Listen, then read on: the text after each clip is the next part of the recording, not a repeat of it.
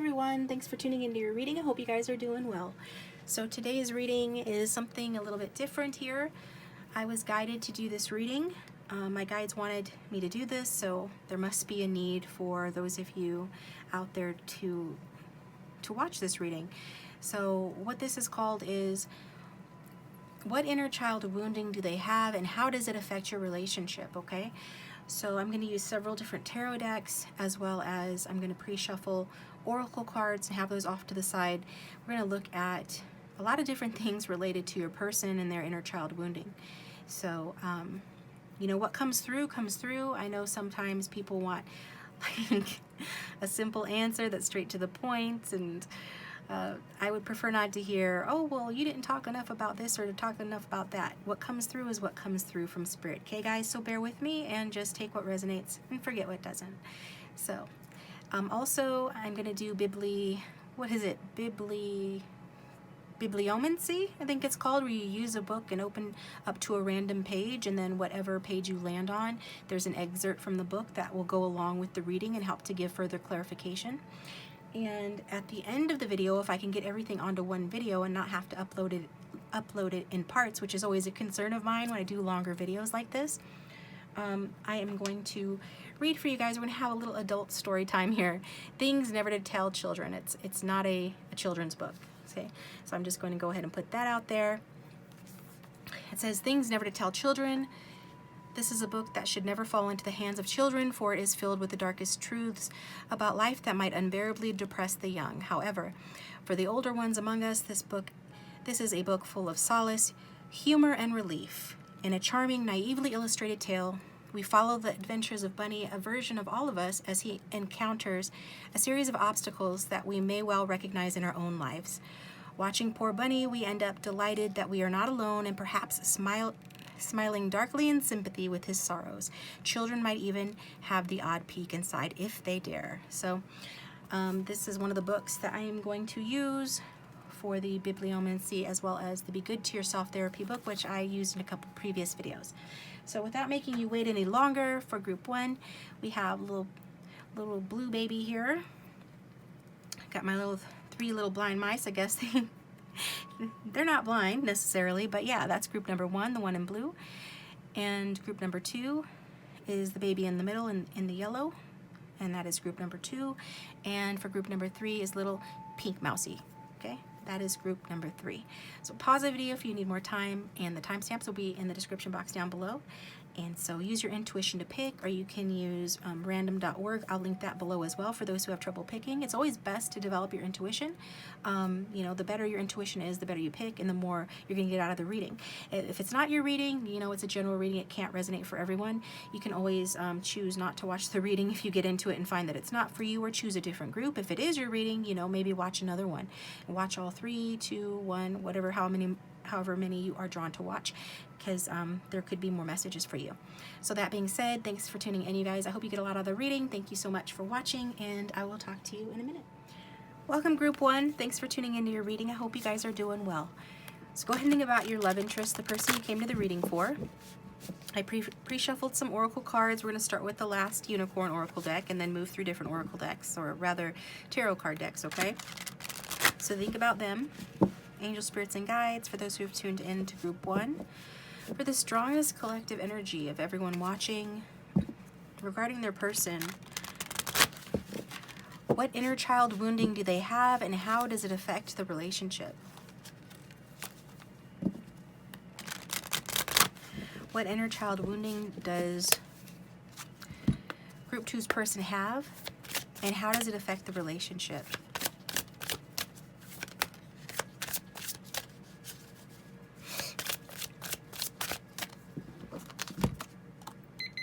Show me how this affects this person.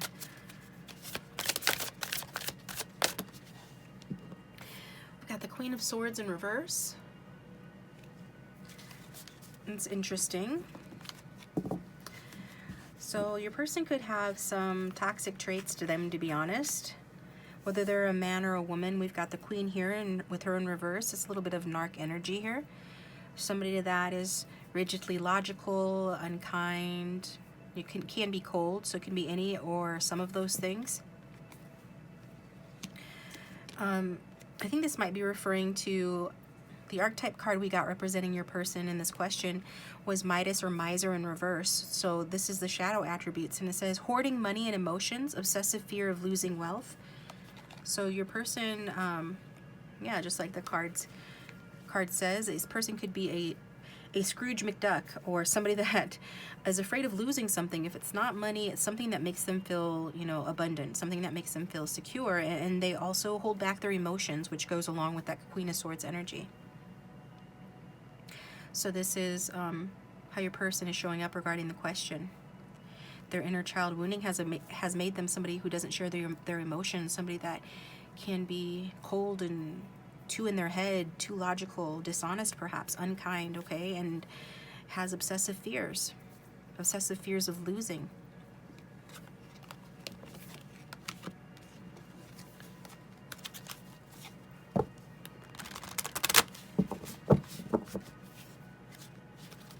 So let's get some clarity on the situation, angel spirits and guides.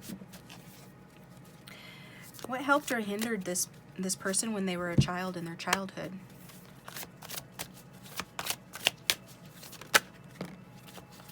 Okay, some of them come from a wealthy family. Some of them, with that Ten of Pentacles, there's really no denying that the material was important in this family dynamic. People, meaning that people did have money. There is a sense of wealth, material success. This is a family of status. This is a family that is content, or at least has, you know, more than the average person, more than a lot of people. Could have been a loving and supportive home, but I do get that the focus was the material. So homework and money was important. Could have been an inheritance was received that affected this person in their youth. This could have helped them. So this is some sort of status or material success that they experienced as a youth. It also can talk about there being a family business. Some could have connections to agriculture, meaning that as well. But I'm looking at this as like their parents or their family worked really hard, was very patient, and finally eventually achieved some sort of material accomplishment, some sort of, you know, material success. So this helped them, okay? But explain their preoccupation with money and the material now, this obsessive hoarding of money or emotions. But I wonder what went wrong here. Okay, so let's look.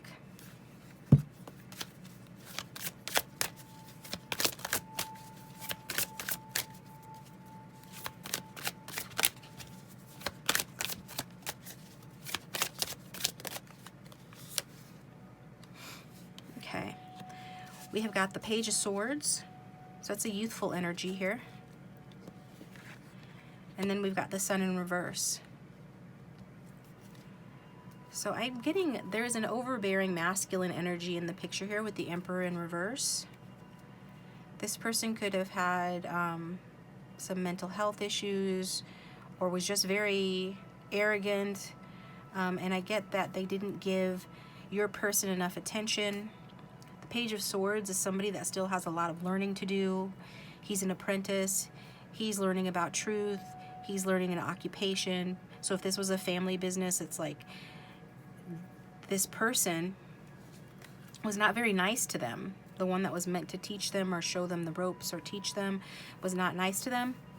So whether that's a father figure, another masculine energy, there was somebody that was not being patient with your person as your person was trying to learn the family business or just trying to learn and find their way. So I get that your person was a very curious person. This person could have, like, you know, spied perhaps even for that parent figure or for a parent figure, maybe on other siblings or their family members, and then like reported back to them. That could have been their kind of their role there. And I'm being drawn to do something for you that I wasn't planning on doing, and that is to use the Fairy Tale Oracle to sort of get more information. I want to get an archetype to represent your person's energy. But as a result of the dynamics, we can see the Sun card in reverse is showing an overemphasis on the superficial aspects of life. An overemphasis on, you know, material things, material possessions, having a good time, pleasure seeking, image, status, as opposed to the more meaningful aspects of relationships, which is true emotional intelligence, critical thinking, in areas not related to getting something, or in areas not related strictly to money or anything, but just developing one's character, morality, relationship focus. The focus was not on relationships.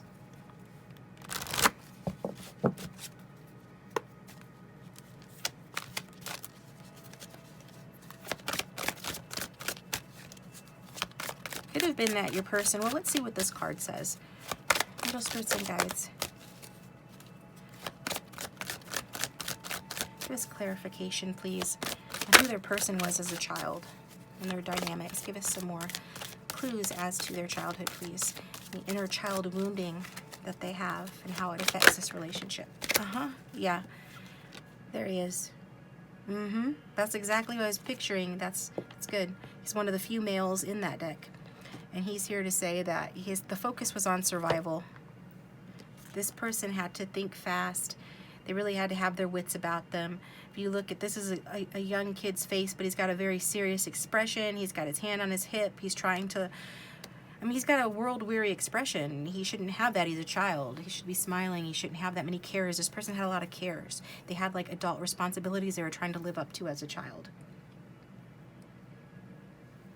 So definitely getting that, and getting that this person, you know, was kind of a watcher in the situation, and sort of developed their mind very early. I get that this person was kind of a spy. Maybe this was their way of surviving. Like their stability was seriously in question, even though they had a technically stable home with that Ten of Pentacles energy. There was some lack of consistency, and if there was workaholism in the home, or if their parent was too focused on the wrong things like their image or their work or their money, then that created stagnation in this person's growth and stagnation in their development. Because while they should have been exploring and learning and growing like children are meant to do, this person instead was having to sink or swim, is what I'm hearing. I'm going to really focus on survival, trying to get themselves out of a tough spot, like Hansel saves his sister from the witch by, you know, thinking fast.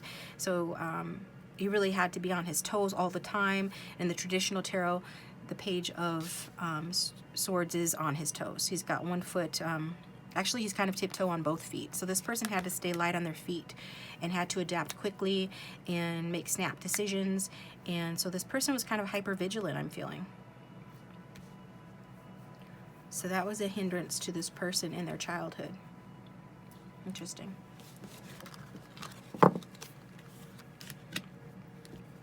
It's like they were always on their guard. Okay. So let's look at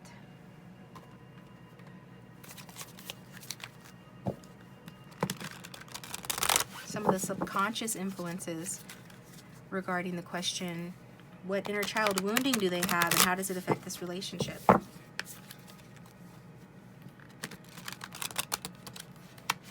So they could have actually had a sibling, maybe a younger sibling, but doesn't have to be. Maybe a sister, like in the Hansel and Gretel story, but where they had to stand up for that person.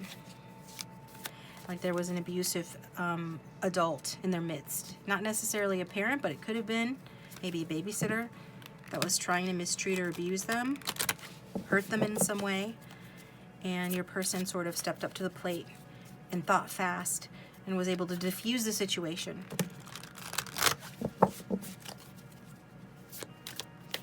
Was able to protect themselves and their sibling from abuse. So take what resonates here. But what subconscious factors are a role here? Angel, spirits, and guides for group 1 in their person, regarding group 1's person's inner child wounding. We got the 7 of Pentacles, so it feels like your person was always waiting for something. we've got this little kid at the back of the deck here waiting for that Claude to bring that gift or that toy, that basketball. So maybe this person is always trying to earn something. Maybe they had paper routes. They were always dreaming about, you know, being an accomplished person, being a star, getting recognition and rewards from their parents, being approved of, like earning their keep, accomplishing something, living up to some standard. I'm also getting that this person wanted to play. They just wanted to play, but it seemed like whenever they just wanted to play with their friends or do anything that kids are supposed to do, that they were either denied that or that it ended up being like all about the competition, and it became like unhealthy in that sense, that it was just kind of, you know, rough play, or there was a lot of just kind of like mean energy when they would play, or because of the people that they would play with, or there was something that they weren't allowed to do that they wanted to do.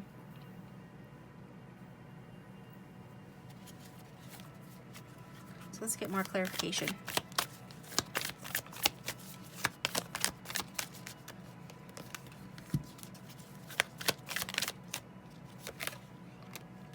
We've got Three of Pentacles, lots of Pentacles energy. You could be dealing with an earth sign, but even if you're not, this person always wanted to accomplish something in the material, because their family and everyone around them when they were growing up was just very materialistic, very interested in what they could accomplish. I get to, again, this goes back to this person wanting to be some sort of a star, okay? Maybe they wanted to do music, be a singer or performer of some kind. There was some way that this person wanted to get recognition. I think they were trying to live up to a parent figure, probably a father figure, who might have been in the military with that Emperor energy. But either way, this person was trying to achieve something, you know, bigger than one would normally expect from somebody, you know, their age, because they were doing this at a younger age. Could have been a teenager, but it always seems like this person is striving. So since this is subconscious, they may not even realize that this is what's behind their behavior and driving them. We've got the King of Pentacles in reverse. Yeah, this sort of distorted, materialistic, masculine energy. Somebody here could have been jealous of your person, or your person could have just not followed through with whatever they were trying to do. I'm getting some of you, your person was kicked out of the house at a relatively young age, left out in the cold to fend for themselves, experienced a lot of emotional, I'm hearing trauma, emotional trauma or emotional loss as a result of that, for those that resonates with. So all of this had something negative effects on your person. It made them grow up really fast. And some of them are a fast talker. I'm getting that as well. Like they had to be, because they had to be light on their feet. They had to roll with the punches. And, you know, they could never get too comfortable, because there was always something they were needing to guard against. They always felt like there was some sucker punch coming around the corner, or that something bad was lurking, something bad was gonna happen. They always had to be on guard. Okay.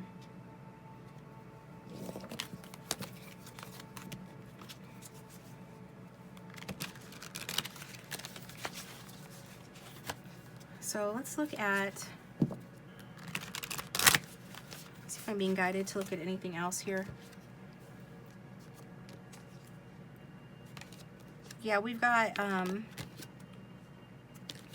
several of these cards are resonating, but okay, that makes sense. The Gossip card come out because this is representing your person.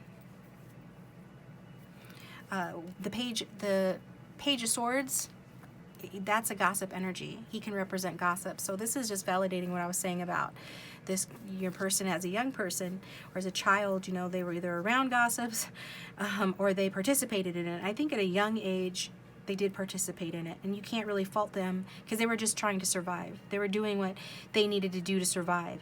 So it's almost like this sort of, you know, kind of like this sort of Bridgerton sort of energy.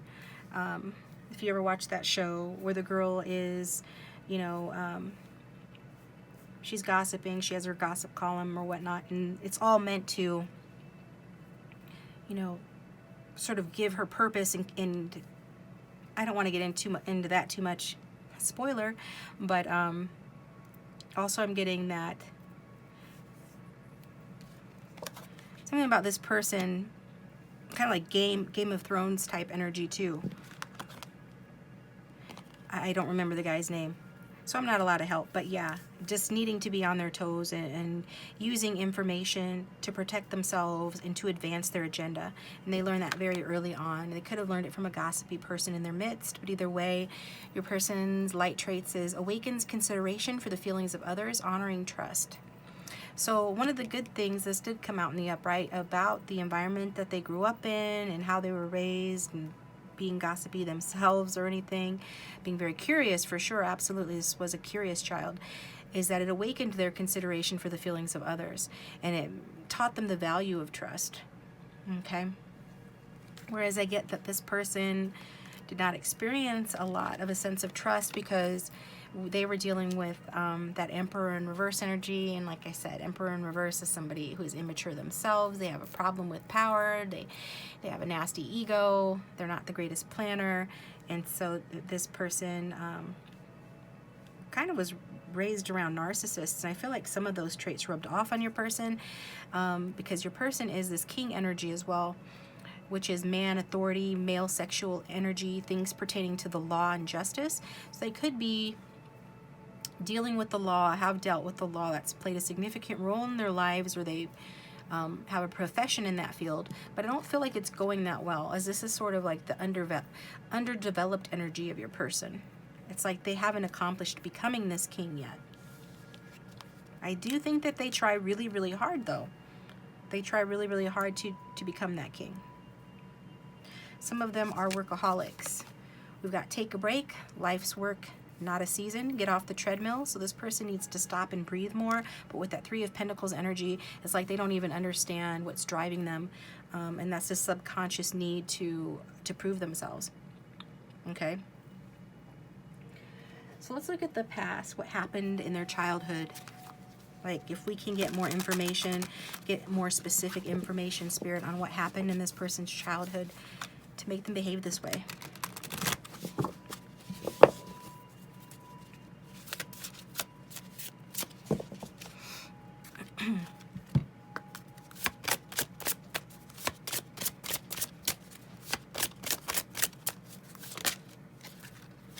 We got a Tower moment and the Six of Wands. Okay. So again, I'm getting this energy of waiting and this sort of anticipation for something to happen. I think it was the father figure who was waiting for something to happen, or waiting to do something. They were waiting to do something, probably related to business, something that they thought was going to bring them out ahead. And what it ended up doing was they took action, and it created a tower moment. So a castle made on sand cannot stand. I feel like this, for some of you, your person, they lost their house when they were young. They either lost it through, in terms of having to move out, or like I said, some of them were kicked out at a young age. Others of them, there was a divorce, so they weren't able to stay in the house that they grew up in, or the house that they would prefer. There's something to do with an ego death, and to do with property too, because I've got Palace of Coins in reverse here. So something to do with the home.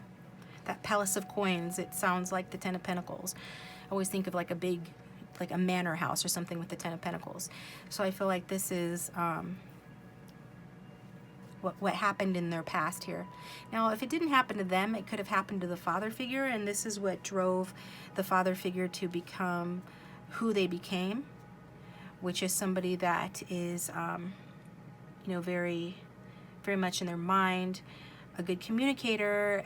At least they were, but they were very dedicated to their purpose, which was getting, you know, achieving their goals. And I feel that they would do that, and they achieved victory in doing that, but it did come at a loss. There is some sort of unwanted change, some sort of ego death, some sort of upheaval that occurred as a result of, more than likely, this father figure. And it also could be related to travel as well, but this energy of victory is here with that Six of Wands. So let's see what that's about.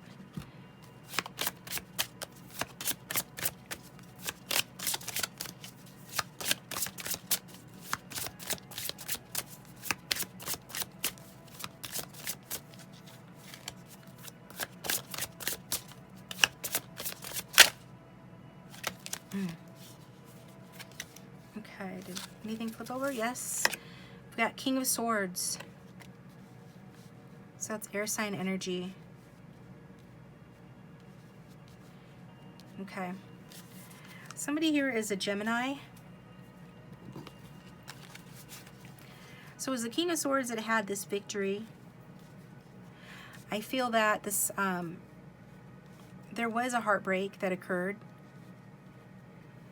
The King of Swords healed from it by moving into their head. So kind of like there's this energy of disassociation in order to heal themselves, to restore harmony to themselves. There's some upsetting upheaval here. Then this King of Swords, to solve the problem, they went, you know, from their heart into their head and became more strategic and logical, things like that. And this is the victory that they were able to achieve. And this is what, you know, gave them a new start in life after some devastation, whether it's that their parents divorced, they lost their home, they got kicked out. They were able, I feel like they feel that their ability to sort of restore themselves to harmony by disassociating from their feelings and becoming much more logical and strategic, and maybe becoming like a leader in their life or at their job, educating themselves, getting a good education, perhaps in law enforcement, military, or anything of that nature. And this is what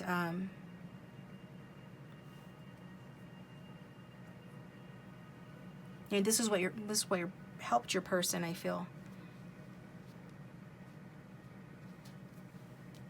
to have some value in the sense that that it would be recognized by their loved ones or in their childhood, especially after some painful ending. It's interesting.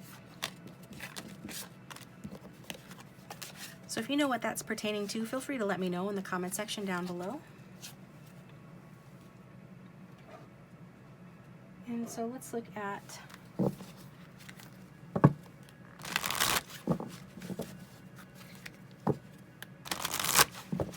what your person knows and regarding their inner child wounding, what they're conscious of.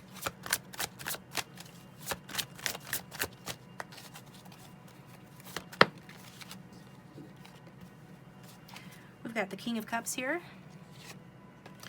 So, King of Cups is,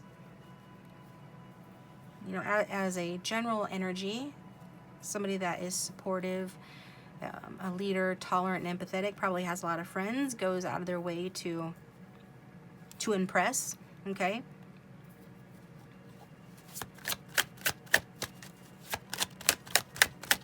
That does kind of go along with for me with the let your friends help you, ask for and accept support from others.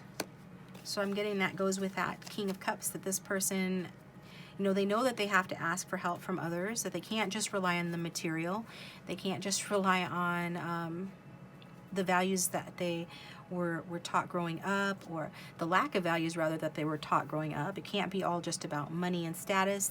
Your person knows this, and their friends could have helped bring this to their attention, or they could have learned this through their relationships with their friends. They are someone who does ask for and also provide support for others, you know, who are in their friendship group. We've got the Emperor in reverse here.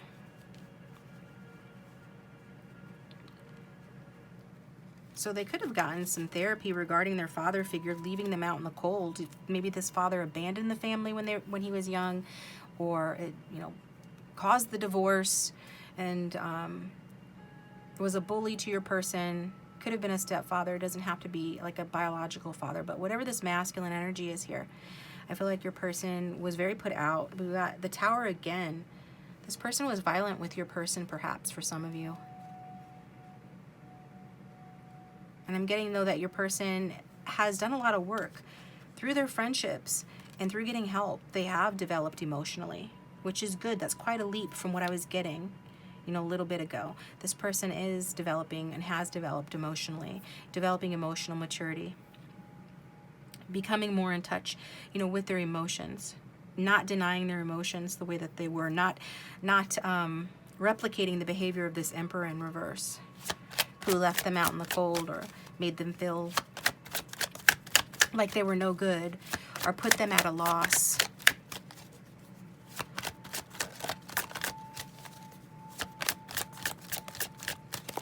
I'm drawn to look at this card, Discipline, Master Teacher, number 33.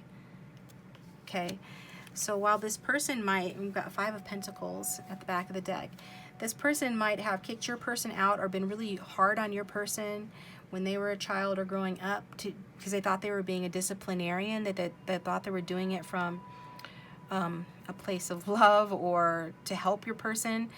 But instead, it's like, I just get that this person, there's this energy of leaving, going on a journey. Maybe the father wasn't around a lot due to like journey for work, but I really am getting like a harsh separation of some kind and a departure, being left behind. And so what your person's doing, like their guides are the master teacher guide, and is teaching your person about true discipline, true dedication, work and skills. And you know, also I'm just getting that, yeah, this person, this Emperor in the upright, like if this father figure, this role model would have been in the upright, they would have been what your person's guides are being to your person right now, which is, you know, disciplined in its balanced form. Somebody that doesn't take shortcuts, and doesn't expect a free lunch, doesn't you know, bypass a situation or do spiritual bypassing, I'm hearing, but is consistent. This person, but instead this person was the opposite to your person. So now, at this point, your person, through their intuition and their emotions, and King of Cups is quite intuitive, they are learning from, well, basically, their spirit guides. This kind of looks like a father figure there. They've got this spirit guide father figure who is teaching them these things they didn't learn from that Emperor in reverse. To develop, you know, their heart space. To work according to a mature work ethic instead of being sneaky or Machiavellian or, you know, being sly and underhanded and gossipy. Instead, their master teacher is teaching them better than that. How to get organized, how to be practical, take practical approaches to achieving their goals, and really working with their heart and including their heart in their training. I hear they're training to become that king energy, which, you know, emotionally your person, that is their goal, is to become this king. It's like they know that this is their purpose, what they're meant to do. Be a man of authority and master that male sexual energy and be just, but they just haven't had a good role model for that. So some of their friends are like mentors and guides for them as well, and they share an interest with them. Your person could be studying something or met some of their friends while studying something that they share in common, you know, with regard to their life purposes. Your person, you know, is being asked by their guides to have higher standards, and is asking, you know, your person to have higher standards and, you know, demand the best of themselves, as opposed to just trying to take the shady way to get things, trying to take shortcuts, or, you know, being manipulative or anything like that. They're learning the right way to do things from their guides. Okay, so let's look into the future here. All right, angel spirits and guides, what does the future hold regarding Group 1's person? Regarding their inner child wounding. What inner child wounding do they have? What will that look like in the future? And how will it affect the relationship with Group 1? We've got the 5 of Cups. It's in reverse, and then we've got the Knight of Pentacles. So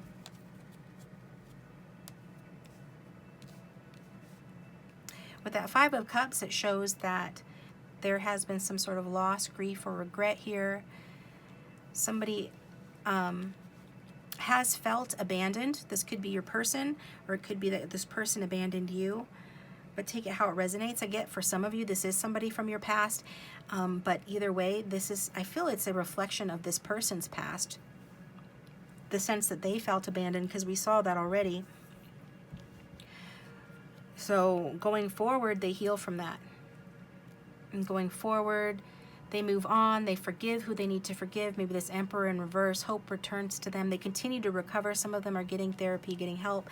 And slowly but surely, they move forward and add value to the world. Perhaps bring forth an offer, a solid and grounded offer to you. The Knight of Pentacles is the slowest moving knight in the deck, but this person needs to heal, heal first. And they need to forgive, and they need to recover fully before they can make any sort of offer or make any real progress in the relationship. But I see this person developing and continuing to develop into a disciplined person, grounded, resourceful, somebody with a very fertile mind, but not all in their head, but instead like balanced and sensible, good common sense, domestic.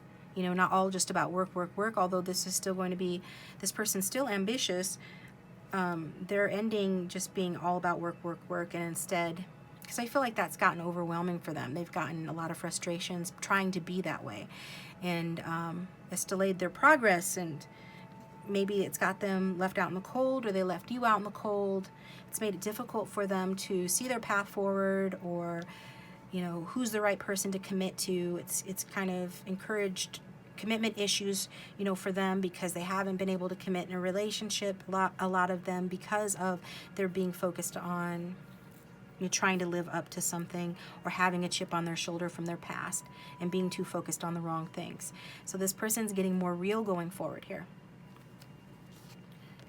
And then we've got Detective here. This is representing your energy. I wanted to get a card representing Group 1's energy, as it relates to the question, what inner child wounding do they have, and how does it affect the relationship? So we've got you as the detective, which that kind of makes me giggle, because you're watching this tarot reading, so you are gathering information. You kind of reflect this person's inner child, or a side to this person's inner child that is kind of a little bit of a spy. And so it says that you have great powers of observation and intuition, which is interesting because we've got the back of the deck, the High Priestess. So you have great powers of observation and intuition. You desire to seek out the truth.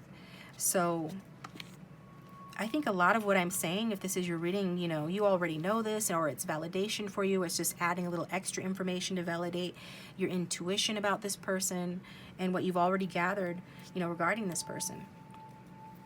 So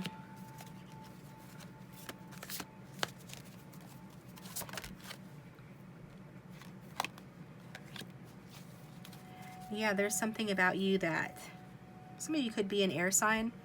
I think you kind of reflect this person's energy a little bit. You could be interesting enough, and this happens, we're attracted to people because they remind us of something about ourselves, both the good and the bad, whether we're conscious or unconscious of it. And I feel like, with that Queen of Swords energy, these sort of embody some of this person's energy in terms of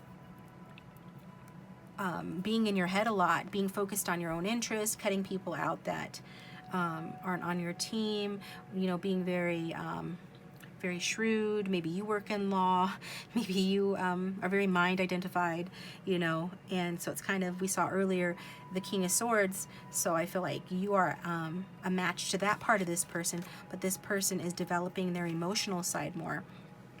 And I feel some of you, for whatever reason, may not be doing that as much. Also, I'm getting for some of you that you, you kind of reflect what this person used to be like, or their father figure, or that parental figure that would take shortcuts, or, sometimes doesn't behave in the most disciplined way. You might bypass, might do spiritual bypassing, might live in their head too much to avoid, their feelings, or, so maybe you're reflecting or mirroring this person's energy, because with that High Priestess at the back of the deck, you are getting, you're showing up having intuition, and this person's developing their emotional and intuitive sides as well. So maybe that's, you're both developing that at the same time. Okay? Because some of you need to, and that's what I'm getting there. Okay? So that shows the attraction and where that's coming from. And so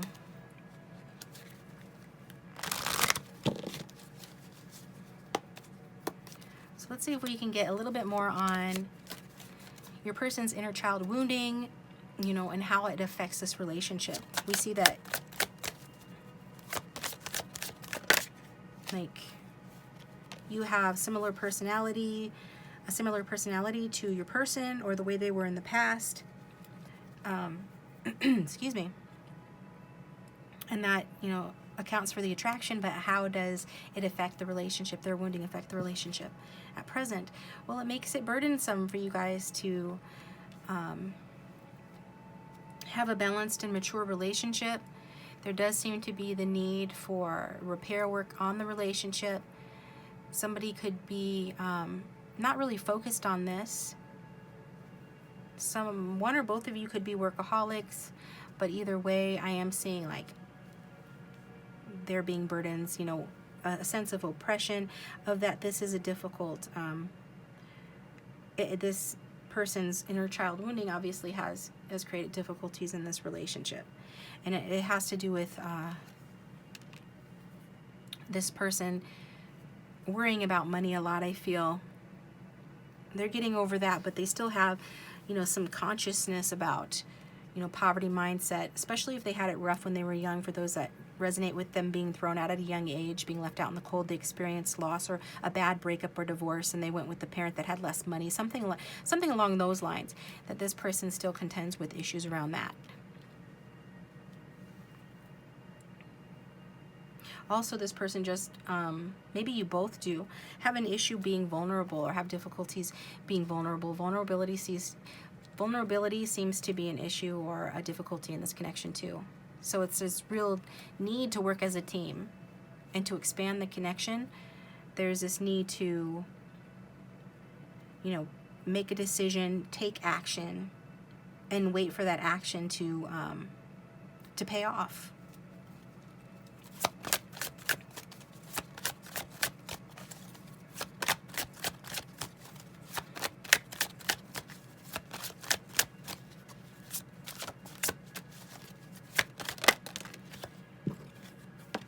Okay, we've got the Ace of Wands. So it's good to see the Ace of Wands after the Ten of Wands, because it shows that, you guys end this oppressive cycle and you begin again. There's a passionate new beginning where there's another chance at things to grow, or you enter a new level together and start growing at a new level. And then we've got the Hanged Man here. So yeah, the Hanged Man showing me that there's somebody getting a different perspective. I can also talk about there's some unknown factors related to how this person's inner child wounding affects this relationship. Let's see if we can get more on that. We got the Ten of Swords. It's like this person is hung up on, this connection. If this connection has ended, especially if you were the one that ended it or walked away, then they're sort of, just focused on that was an error in judgment. If they walked away, it's like they still consider that an error in judgment. This person fears looking or being weak, and they fear change. They could be in denial about this connection, but I get this person also gets jealous and sometimes lacks follow-through related to this connection. So take what resonates here. If it's the other way around, then flip it around. But I'm reading this for your person. This is them. This is their energy. think they fear an ending because if they had an ending or a divorce or a bad breakup when they were a child and they endured that, they don't want to experience the same thing. And if you have left this connection, or they do want to come back. They do want to fully learn from the past. They don't want to repeat the same mistakes that happened in their childhood. It's like this person waited for a parent to return home, and now they could be waiting for you to return home, even if they pushed you away. But I do see you guys working through things and gaining a different perspective as a result of that. A different perspective around endings, painful endings. Some enlightenment and some wisdom around endings.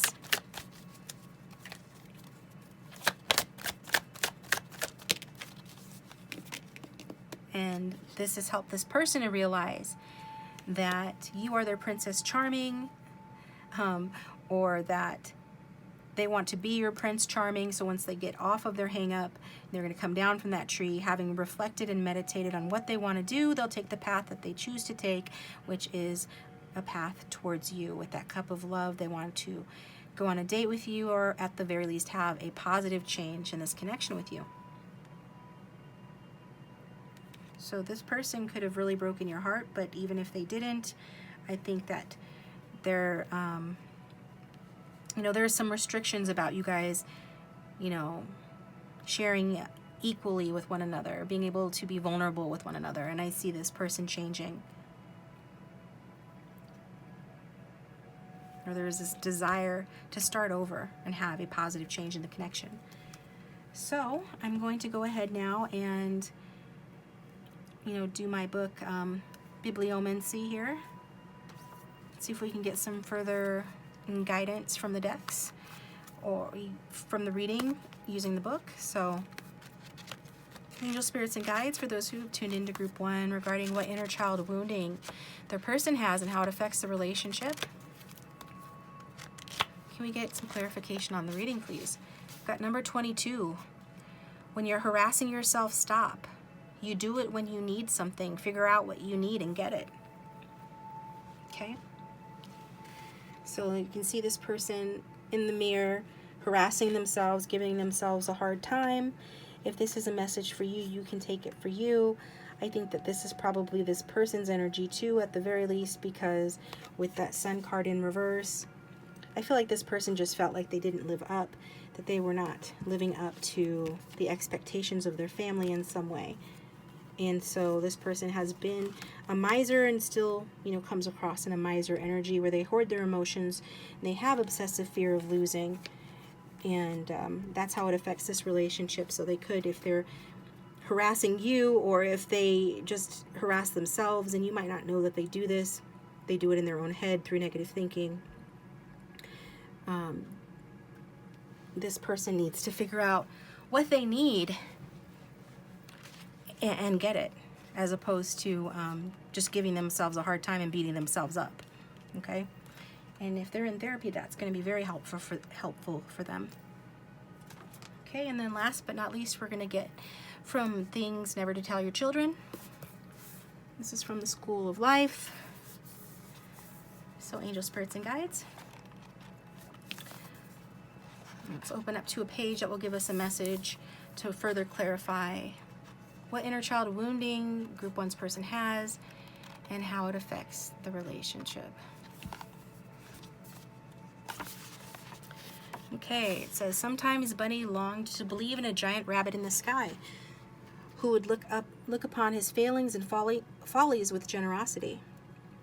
It turned out that the laws of science had proved there couldn't be such a rabbit. So this is this person looking outside of themselves to some being larger themselves. I feel like, it was this emperor energy, and your person really longed to believe in that person and to be forgiven, by that person for any failings that they had, for any failings that your person had, and any mistakes that they made. They wanted this emperor to be generous with them, but eventually your person just had to realize that, that could never happen.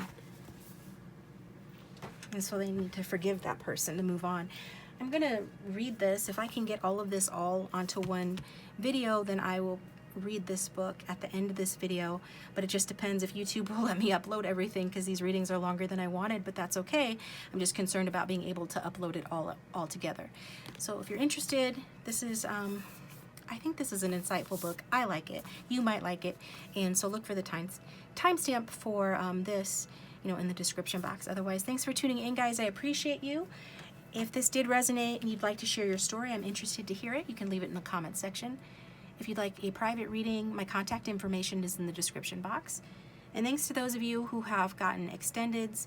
There is no extended for this one, but thank you anyway for those of you who've gotten extendeds and personal readings from me. I appreciate that as well. And do like and subscribe. If you do subscribe, you can hit the bell to receive notifications when I upload a new video. And I think that's it. So take care of yourselves. All right, welcome group 2. Thanks for tuning into your reading. I hope you guys are doing well. So today we're looking at what inner child wounding does your person have and how does it affect the relationship. I pre-shuffled some oracle cards, and then I've got several different tarot decks I'm going to use. So go ahead and think about your person. Angel, spirits, and guides for those who have tuned in for group 2. Oh my goodness. What inner child wounding do they have, and how does it affect the relationship? Well, looks like there's been a rejection or a false start here. What inner child wounding does their person have, and how does it affect the relationship?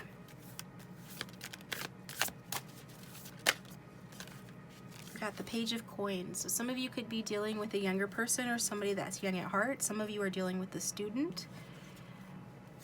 But this is what we've got here. This is representing your person. So since this is an inner child reading, it could be talking about them as as a child. This is their energy. So that rejection could have taken place in their youth. They could have grown up in a home where there was very little money, or a lot of debt, or a lot of stressing about money. This could have been related to a divorce, perhaps, or some unwanted tower moment, unwanted change or upheaval.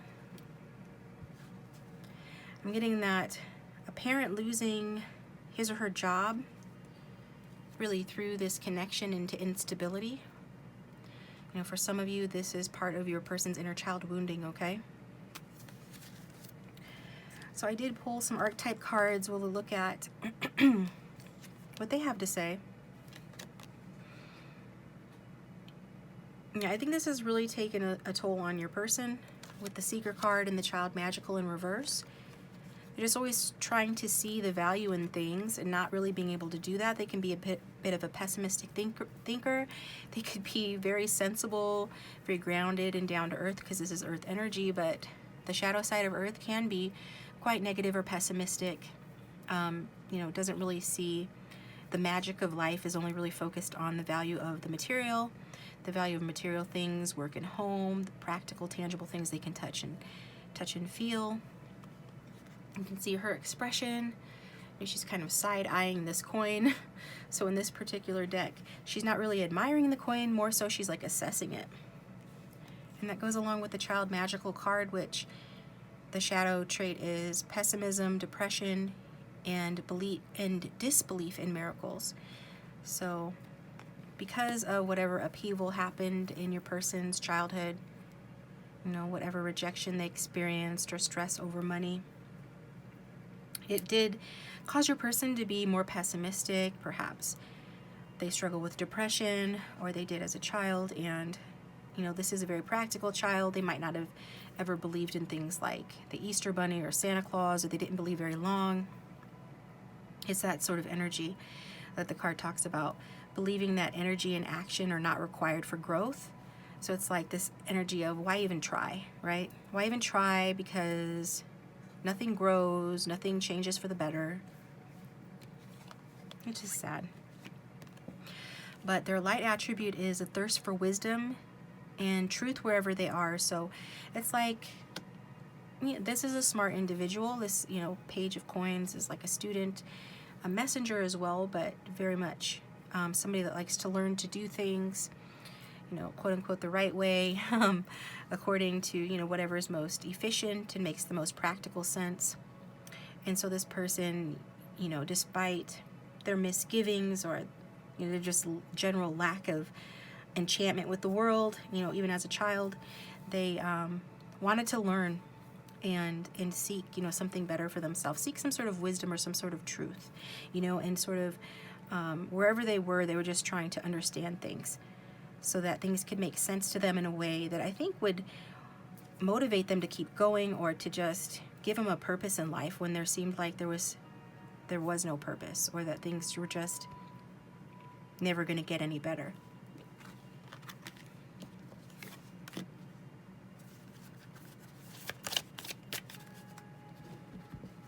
So let's look at what helped your person. See what helped and or hindered your person as a child.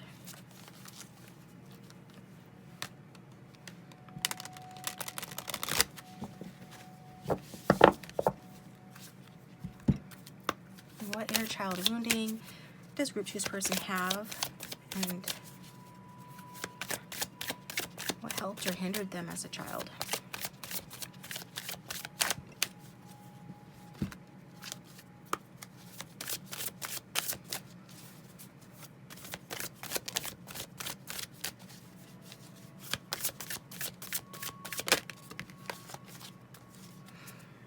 So we've got the Death card here, and that's Scorpio energy. So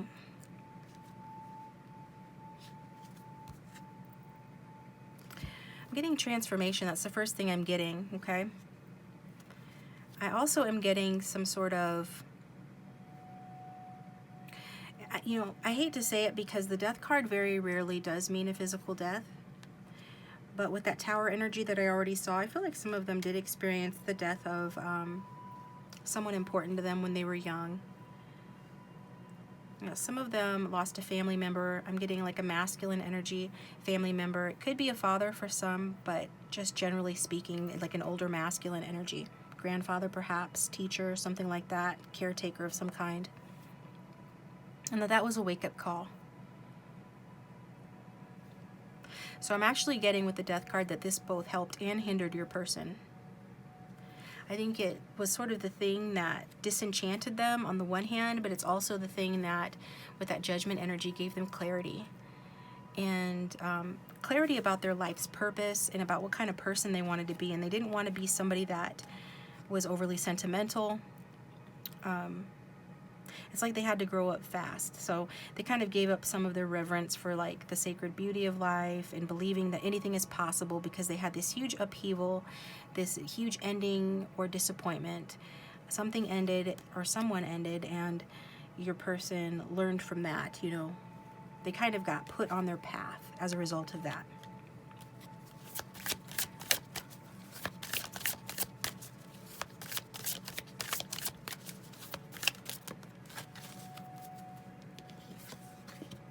Then we've got the Star card in reverse. So I think that maybe their mother became depressed as a result of that, or the feminine energy. But you could be here about a feminine and earth sign feminine perhaps, but just take what resonates. I am getting no more depressed energy with the Star in reverse. This is just sort of validating the previous messages about becoming disenchanted with life. Just feeling like, it's futile, why try, that sort of thing. But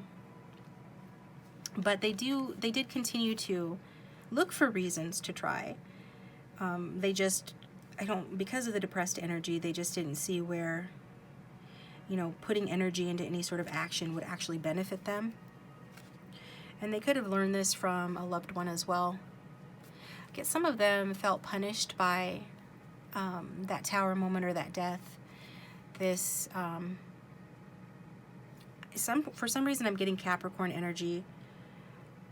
Like Capricorns have a tendency to beat themselves up, to carry the weight of the world on their shoulders, and to try to make logical sense out of things, to learn the practical right way of doing things as a way of making themselves feel better. It's a way of distracting their mind and giving them a sense of purpose, and that helps take the focus off of how sad they're feeling and what a heavy cross they bear, you know, the guilt that they feel about anything that's gone wrong in their environment that they somehow think is their fault or feel guilty about.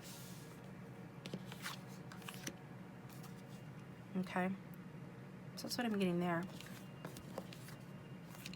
Feeling drawn to look at this Work Your Light deck card. It says transformation. Yep, that's why, because we got the Death card. Death card is transformation, and we've got it here as well.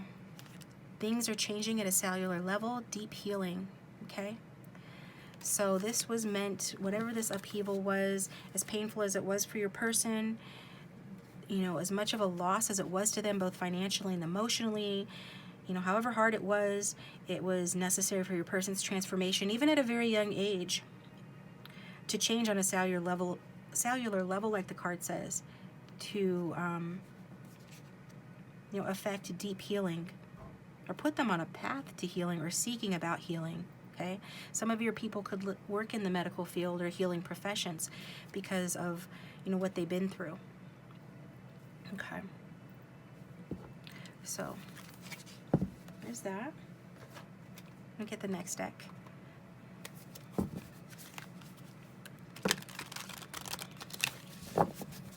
All right, angel spirits and guides, for those who tune in to group 2, what inner child wounding do they have, and how does it affect the relationship? What inner child wounding does their person have, and how does it affect this relationship? So we're going to look at subconscious or unknown factors here for your person regarding their inner child wounding.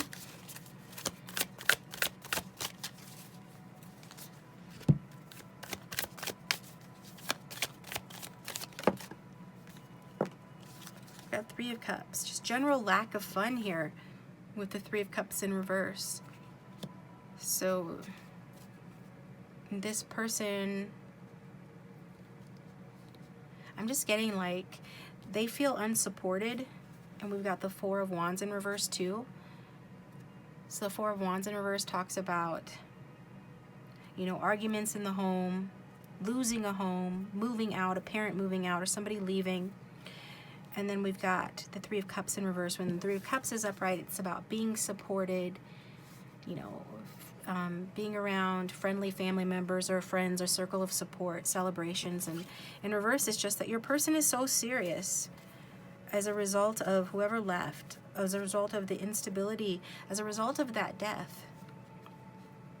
Whatever that death is signifying, I think that it did create sort of a stunted effect in your person's growth, and it contributed to the depression we saw, or the unhappiness, you know, the destruction of their hope, and so they kind of got stuck at a certain level. Okay, I'm drawn to look at one of these other cards. No, yeah, let's get another card here.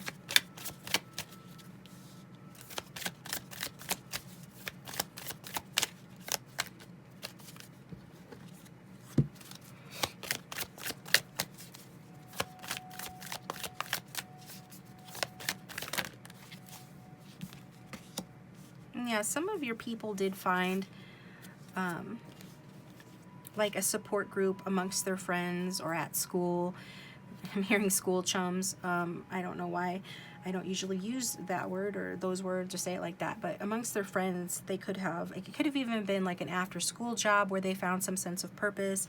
I think this kind of lifted your person's spirit, gave them some sort of fresh hope to take chances, to start having, you know, some fun. Because I think this person really needed to just stop, you know, catastrophizing, being in their own head, thinking negative. You know, any little thing would get to them and make them think negative thoughts. And I feel like, you know, the fact that they were unsupported, they really internalized a lot. But then they did find some sense of purpose and some sort of camaraderie that helped them to develop and grow. And I think some of them did enjoy like partying and having maybe too much fun at times, you know, in their youth. Some of them could have been a bit gossipy too. They were just wasting, some of them were wasting their potential, wasting their energy. They went through that phase. Again, this is something that they were doing, you know, as a result of this transformation just hitting them so hard. And even though it happened for good purposes to help affect healing in this person and to put them on a healing path, it still rocked their world. And they, you know, depending on who's watching, acted out in different ways. And in different ways at different times. We've got the Swan card here, and it says, again, transformation. Wow, okay. Transformation is big for your person and their inner child with regard to that wounding. It says transformation, trusting the psychic gifts. So some of your people are really coming into their psychic gifts. I feel like they're on the path to doing that. You know, sometimes our whole world has to end in order for us to fulfill our potential, in order for us to work out our karma and to awaken to our psychic gifts. It is that ego death that allows us to have a spiritual awaken many times, and I feel that that's what happened with your person. So their inner child wounding, at least, it has a purpose. And that makes sense because the first card out of the deck was the very purposeful Page of Pentacles, Page of Coins. So it had a purpose from the start. And that was to help this person. And one of the ways to help them was to help them to transform and learn to trust their psychic gifts. Okay. All right. Interesting. So that's that. So let's look at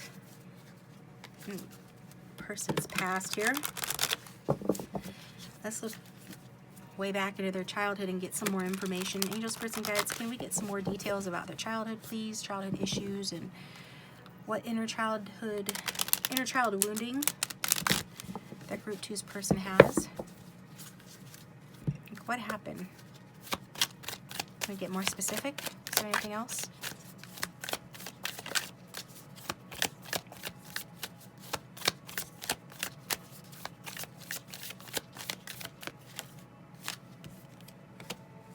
Yeah, the 2 of Swords. Yeah, I think the picture says 1,000 words here. This little girl being pulled in 2 different directions, and then we've got the Chariot in reverse, which also talks about being pulled in 2 different directions.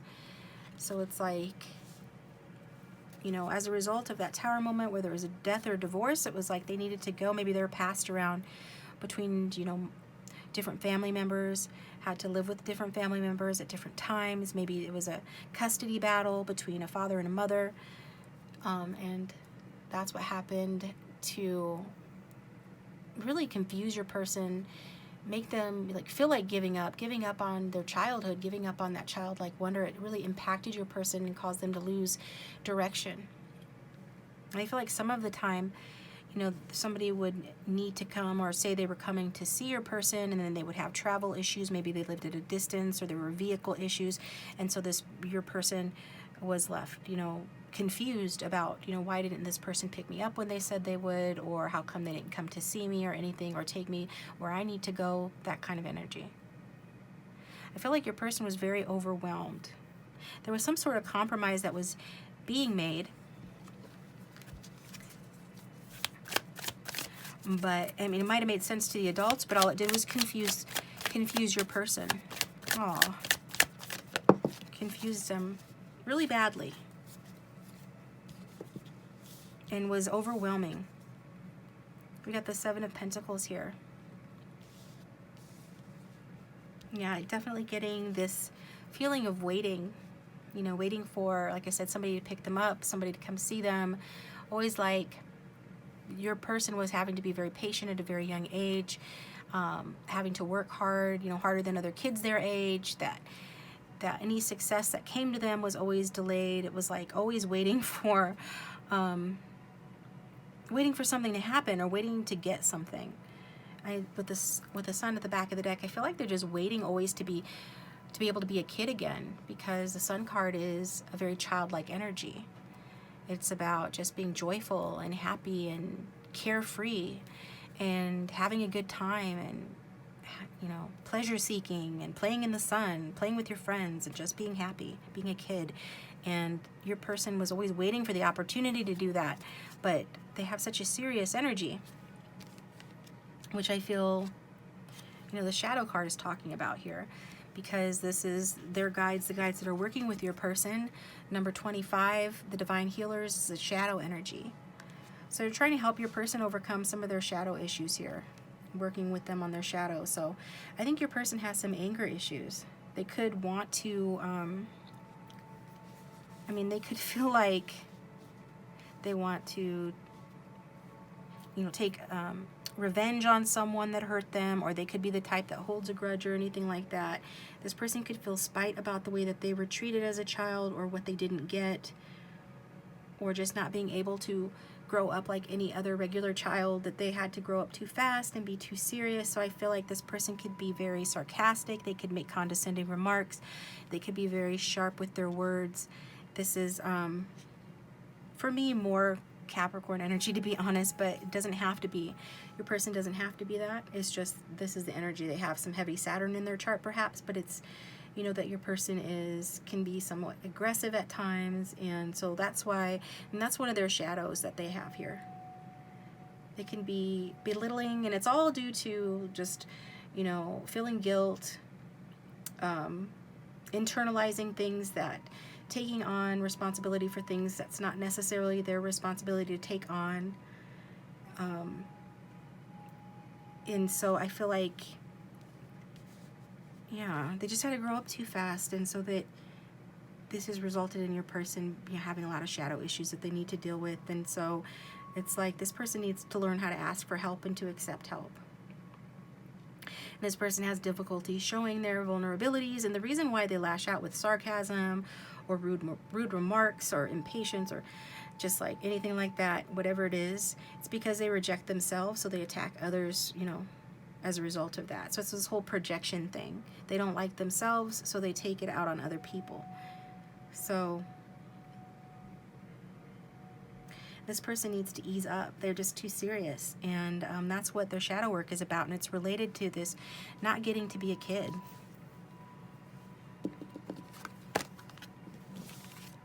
Okay.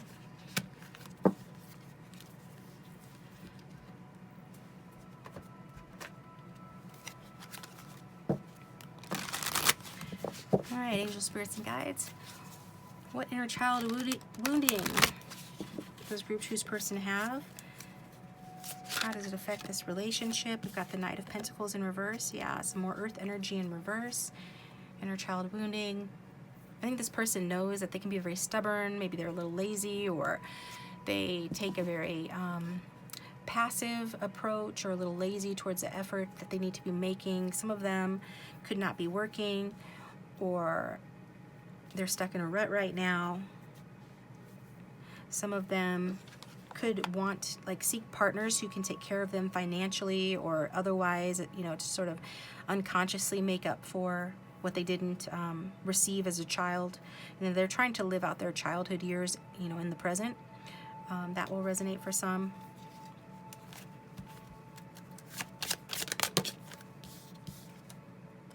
Got the Page of Swords in reverse. So I am getting that this person can be, they do have this shadow energy that their guides are working with them about. This this weakness. And also, I think this person, whether they are actually this or not, could feel like they are bad news. So bad news for you, bad news in general. This person has a lot of limitations. And this person has an issue with waiting because they had to wait a long time, but everything that's happened to them has been to, stimulate their inner growth, to help them to pursue their dreams, but in a really kind of, messed up way, in my opinion. But it's just my opinion, because it's like, this is how Spirit, who am I to judge Spirit's methods? But whatever unexpected thing happened in their youth, again, the ego death did occur, and in some ways your person has become more spiritual as a result of that. But also it's like, it's weakened them in a way as well. So this person could have given you some bad news, perhaps that they're not willing to work on this relationship, or that they've lost their job, or some other evidence that they're being stubborn here, but just take it as it resonates. It's a general reading, but that'll resonate for some.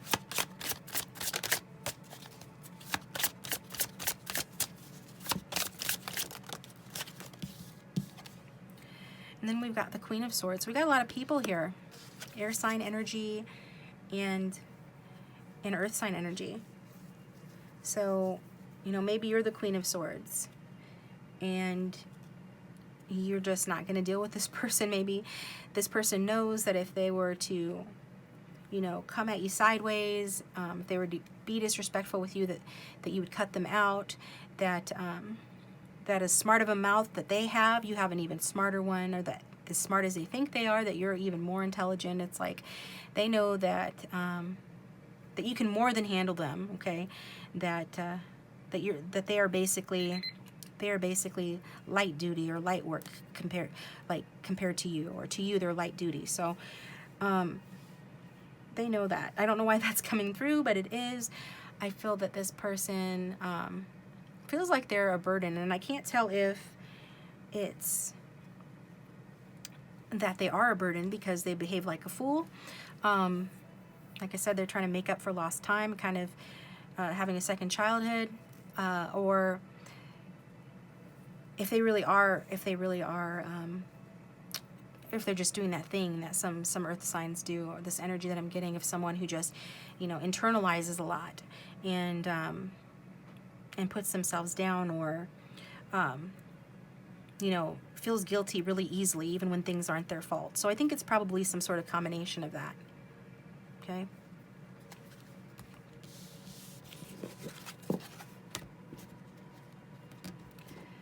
Let's look at the future here.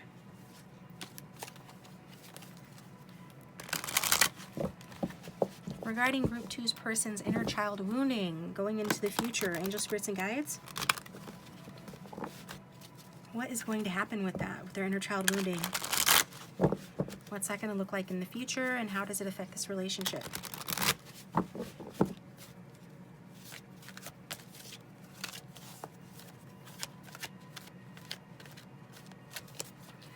All right, for Group 2.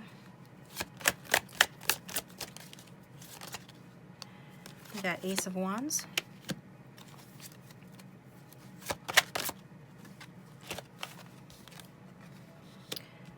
We've got Queen of Cups.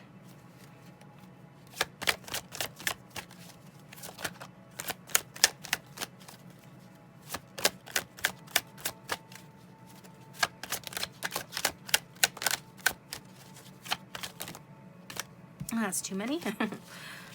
So right now I'm seeing that even though you could be in separation from this person, at the very least, you know, this connection is quite a difficult one.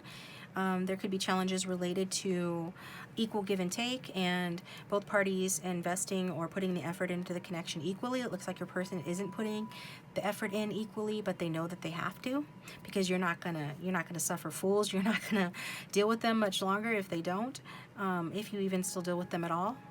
So going forward in the future, there is this new opportunity for growth. There is a new beginning. There is this nurturing, supportive Queen of Cups energy here. If somebody, there is that healing that we saw. Yeah, we did see healing, right? Yeah, we did see healing. So, sorry guys. Where'd it go? Deep healing. So this whole chain of events was triggered in your child through something awful happening. It looks like somebody leaving in some way, shape, or form. And I feel like going forward, you know, it's coming to fruition, or it's going to have another wave of progress where this person's experiencing healing, and it does have to do with this Queen of Cups energy. Now I am getting you as more of that Queen of Swords energy, but maybe this person demonstrating their willingness to have a passionate new beginning with you stimulates you to be a little softer towards them, because I do see you in the Warrior energy. This is the card that came out to represent you, and as it relates to their inner child wounding, And so this goes along with the previous card of the Queen of Swords, where it says that you are very strong, skilled, disciplined, and tough. You're heroic, you're stoic, and you self-sacrifice in conquering your ego. So I think you're a good example for this person, because part of shadow work is, you know, addressing your ego, the good, the bad, and the ugly, and conquering it. Not necessarily getting rid of it, but conquering it. And, you know, you could be an influence, a good influence on this person and helping them to do that. So I think that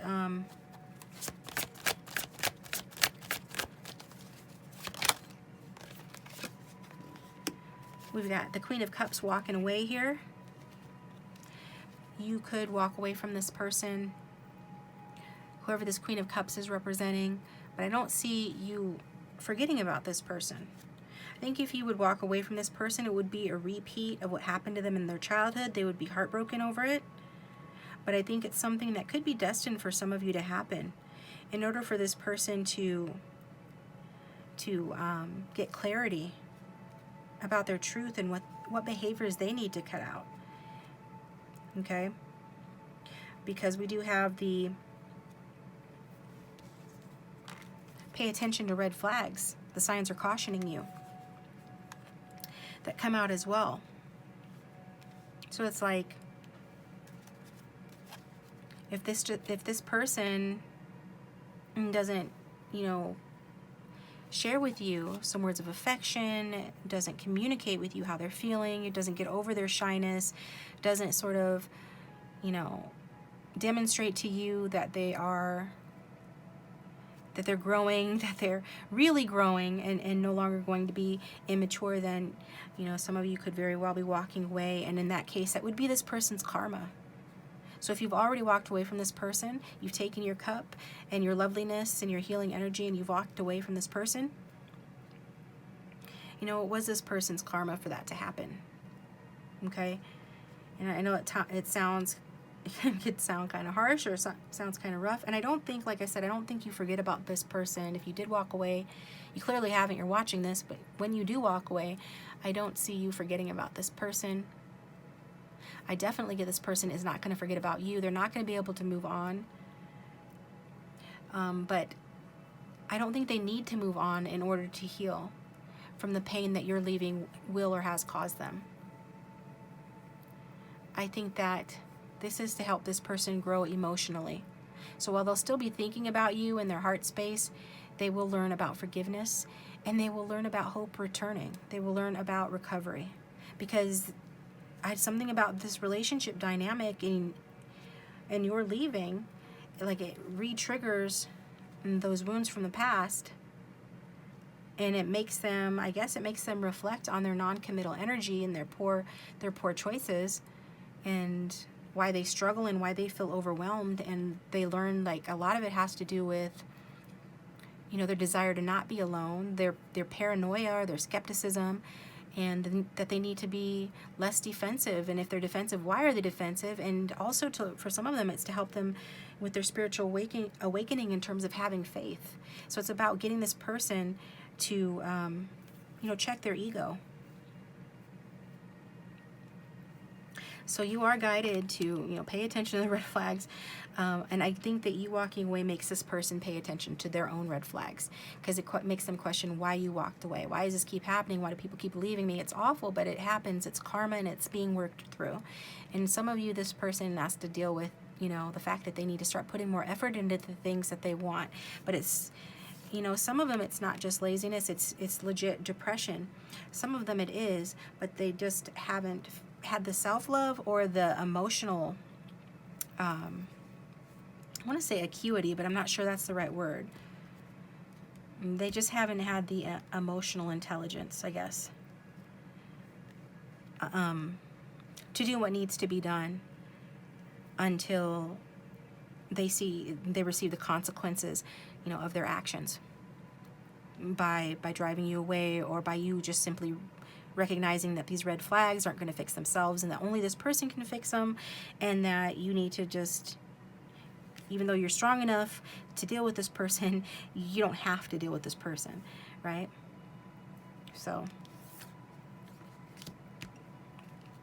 If you have walked away, Spirit's saying you did the right thing.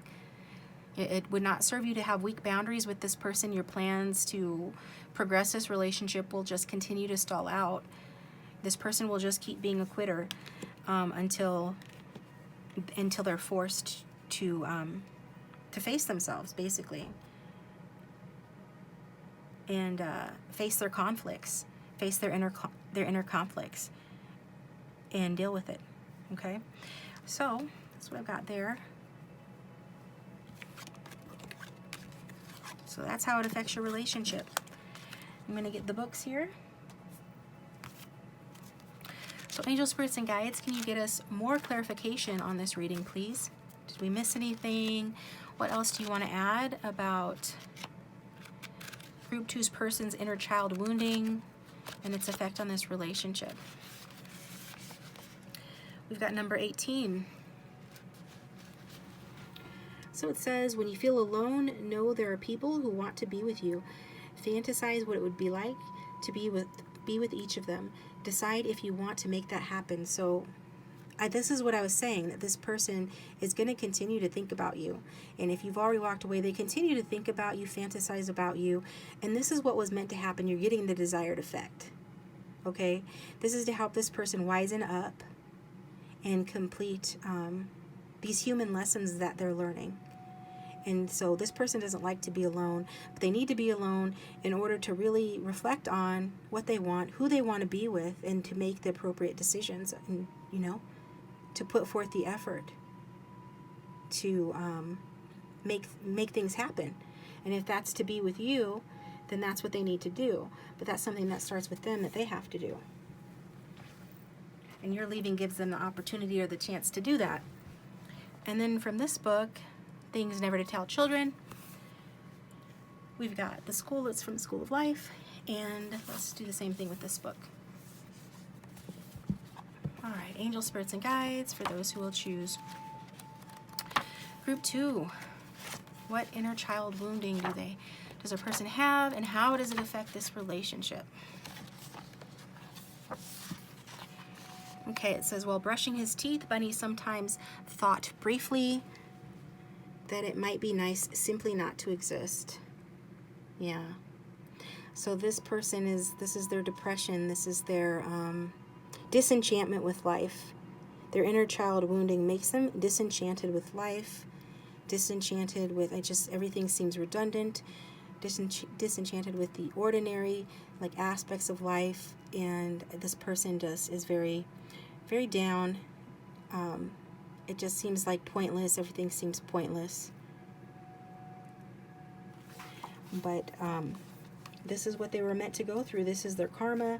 This is what they're meant to go through. They're supposed to learn from you about strength, but what true strength looks like, because they're modeling, you know, weakness or shadow strength, the wannabe strength, but you actually have, you know, true strength. And your person's guides are working with your person to help them to understand what true strength actually is. Okay? Because they didn't learn it. They missed that lesson somewhere along the line. And I think that their guides are going to be effective, because the stronger your psychic gifts and intuition are, the more clearly and the more easily that your guides can communicate with you. And we did see that their guides are communicating with them, you know, trying to help them to work on their issues of perhaps being a bully or a hothead or anything like that. Okay? And sarcasm is internalized aggression. I feel like I'm guided to say that for someone, but they just were a very frustrated child. Okay, so this is what I have for you, Group 2. If this is your reading and it resonates, you can let me know in the comment section down below. I appreciate you guys. Otherwise, please hit the like button and subscribe if you haven't already. And if you do subscribe, you can hit the bell to receive notifications when I upload my next video. And so, yeah, there is no extended for this one. What else? Thank you to those of you who have bought extendeds from me and ordered personal or private readings from me. I appreciate you as well. And I will talk to you guys next time. Welcome, Group 3. Thanks for tuning into your reading. I hope you guys are doing well. So go ahead and think about your person. We're going to ask the guides, what inner child wounding do they have?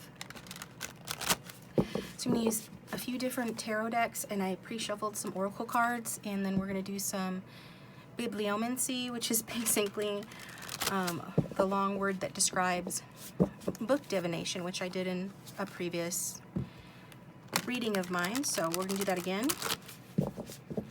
Should be interesting. So let's look.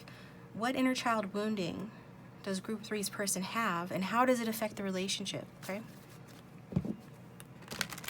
So think about your person.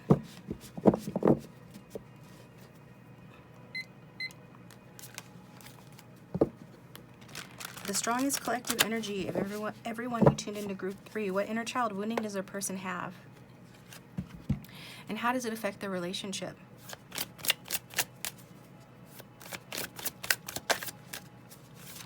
Oh, a couple of different cards. We've got the 7 of Cups and the Strength card.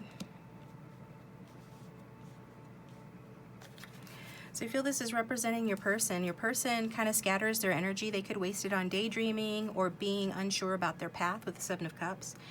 It's like this person could be a bit indecisive, likes to keep their options open, or entertains a lot of options regardless of what it's talking about. This person has a lot of different dreams, and one of their dreams is to be very strong. This person, I feel, suffers from insecurity with the Magician in reverse at the back of the deck. They can, you know, it's like they're constantly trying to damage control with regard to their lives and to their with regard to their personality or their image. There are various different things that they're always trying to keep, you know, under some sort of control. So they're projecting this sort of strength and this sort of self-love, and trying to, you know, really conjure within them courage to have the self-love and the self-respect that's necessary for them to really get their stuff together.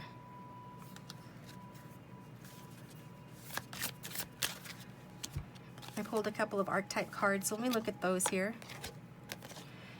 So regarding your person's shadows, their shadow message is fear of intimate union, and we can see that here with the 7 of Cups, which talks about, you know, being confused, having too many choices, having commitment issues. And then their light attribute, their light message is the God card. So we have the Virgin in reverse and we have God. So your person is,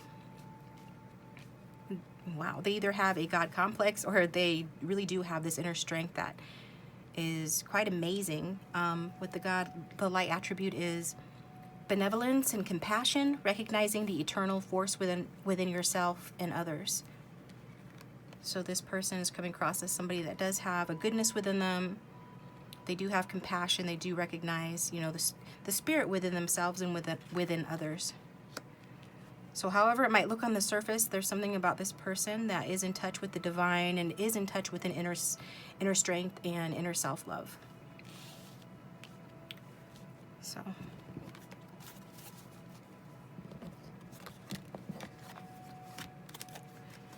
So what helps this person, or in their childhood, what helped them? Although, let me see this person. We've got the 8 of Swords. I feel like in their childhood, some of them had a strict religious upbringing with the Hierophant, and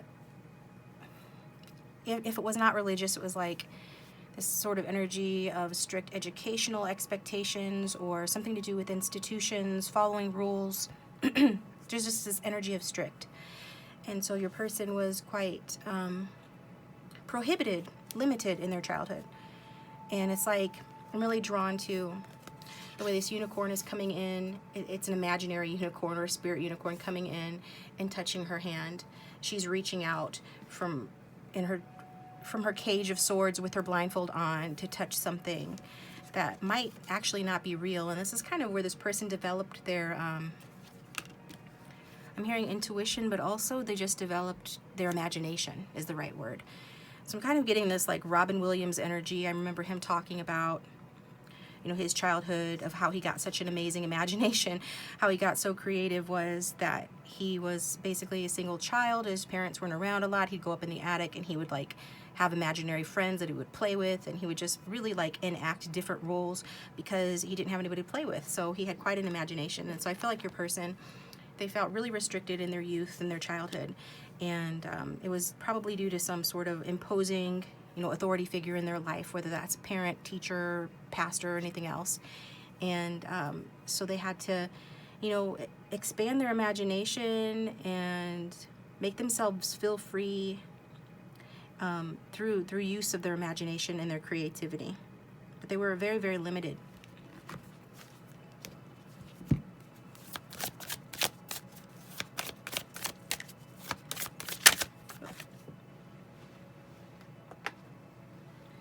And we've got the Queen of Cups here. So I feel that your person is very artistic, in touch with their feminine side, or this could be a mother figure that helped them out. This is Queen of Cups energy, so regardless of sign, there is this feminine energy who is mature and loving and nurturing to your person that I feel helped them. Helped them to grow, helped them to feel complete, helped them to get through school. For some of them, I'm hearing they had difficulties just getting out of their shell to perform in their lives. And when you're young, it usually means to get through school, but it could have been to get through some sort of education program, or even like the military when they were older. But this Queen of Cups, just like mothers do, help you to accomplish your goals. And I feel that this Queen of Cups did that in a very loving way. So this Queen of Cups did, help your person. So what hindered them? Like, what didn't help? Got the Queen of Wands. So I feel like the Queen of Wands is talking about a Hierophant energy type person. So it could be Taurus or fire sign. So another individual here did not help your person, hindered your person. So your person could have had two parents. They could have been same-sex parents, but even if they weren't, it's just the energy. We have two queens, but one of them could have been a man, and that man would have been, or this, whoever this is, would have been somebody who is, very bold and powerful, very charming and courageous, but also can have a temper and have a dark side to them.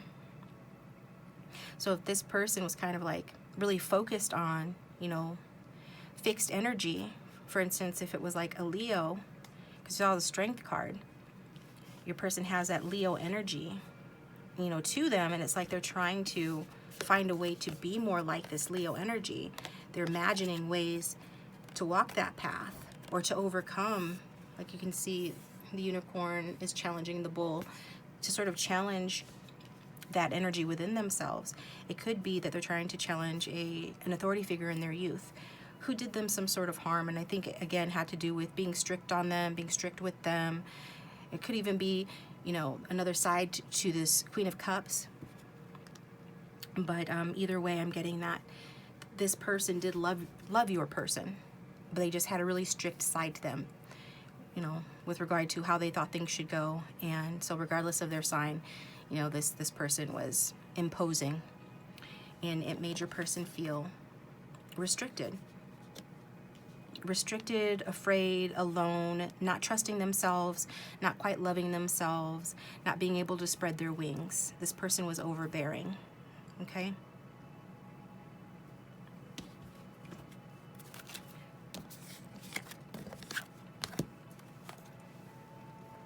Let me get another deck here.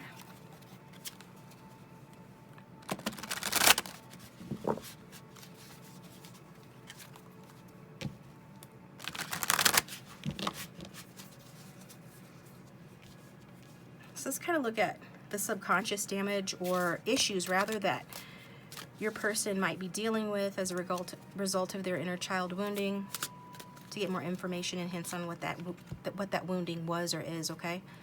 So subconscious factors here regarding Group 3's person's inner child wounding and how it affects this relationship. We've got the Nine of Wands in reverse. So this person has boundaries issues, which is kind of common in my opinion or observation, that people who are raised in households where parents or authority figures were overbearing, they do have boundaries issues. They're either overly restrictive and strict with their own boundaries, or they don't have good enough boundaries because they're used to them being walked over, whether purposefully or inadvertently. They're used to an authority figure stepping on their boundaries. So this person does have, those boundary issues that they might not even be fully aware of. And part of that is because they wanted their isolation to end. They're being, as a child, they were very restricted, like I said. So I'm getting this image of, you know how a horse, if you train a horse, if you break a horse's spirit and you train it to stay put, stay where you where you lead it, that you can just, yes, you tether them to a post, but after a while you could tether them to something really lightweight, like a plastic lawn chair, and they will still stay because they don't realize that they're free to roam. They still think that they're bound. It's like your person doesn't know how to function very well of their own volition, you know, using their own free will. And this manifests as not knowing how to really have good boundaries or healthy boundaries. They either overdo it or underdo it. And part of the reason they would do that is because they do want to be accepted. They do want to be loved. This person could have weak boundaries with people. I'm getting people that remind them of their mother or whoever that authority figure was. Even for some of you, you know, it could be somebody that they saw on TV, a sports hero, or another person outside of their family, an entertainer or anything like that, that they looked up to. But, you know, that's a side note. But bottom line, this person, they have boundaries issues. Part of their subconscious reason for having them is that they don't want to be alone. They don't want to be alone anymore, like they felt when they were young. And they could have paranoia. Again, I think their faith and what religion they were brought up in, their belief system, that still plays a strong role in their belief systems about, you know, who they should let in and who they should keep at arm's length. So this person is defensive, and it's rooted in their belief system from childhood, and it's rooted in a desire to not be alone.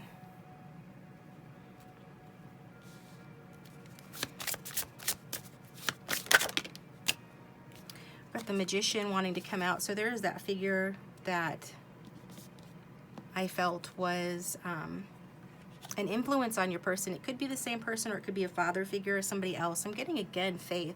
It has to do with like a religious leader or a belief system, something outside of your person that your person was taught to give his or her power away to, and that's playing a role, and it played a role in the household that they grew up in. So this is that Magician.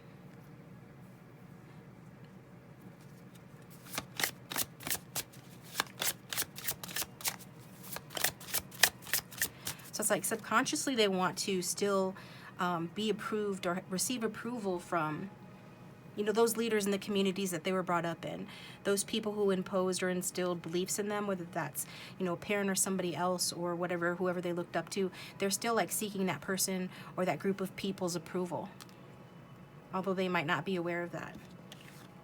They want to create something. They want to manifest something. They want to turn their vision into reality. They want to take action that is inspired, and it's really rooted in sort of like this feminine, motherly sort of, or grandmotherly sort of energy.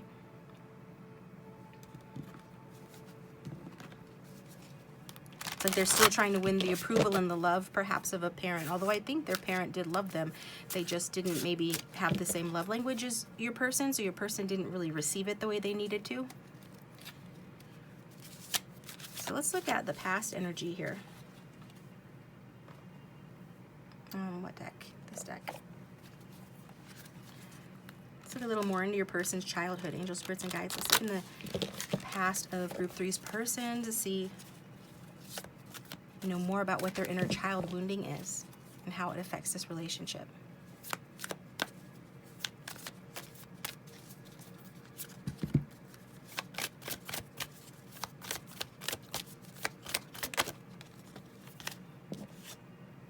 We've got the Seven of Wands.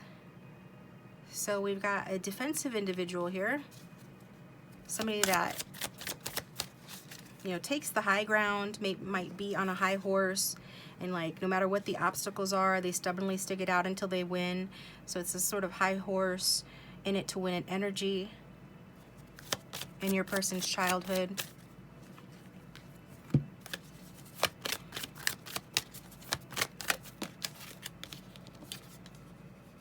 There's the Queen of Wands again, so it's talking about that fire sign energy individual that came out in the first part.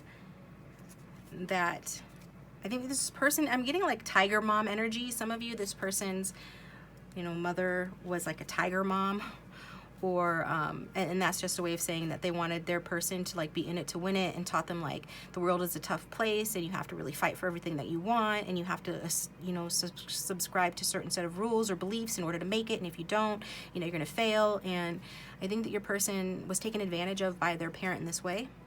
It's kind of like mind games that this person played, this parental or authority figure played on your person, mind games in order to get their way. And they still can manipulate your person, I feel. But they certainly manipulated them in the past, and I think what it did is it made your person be skeptical and defensive about other females or females and authority figures.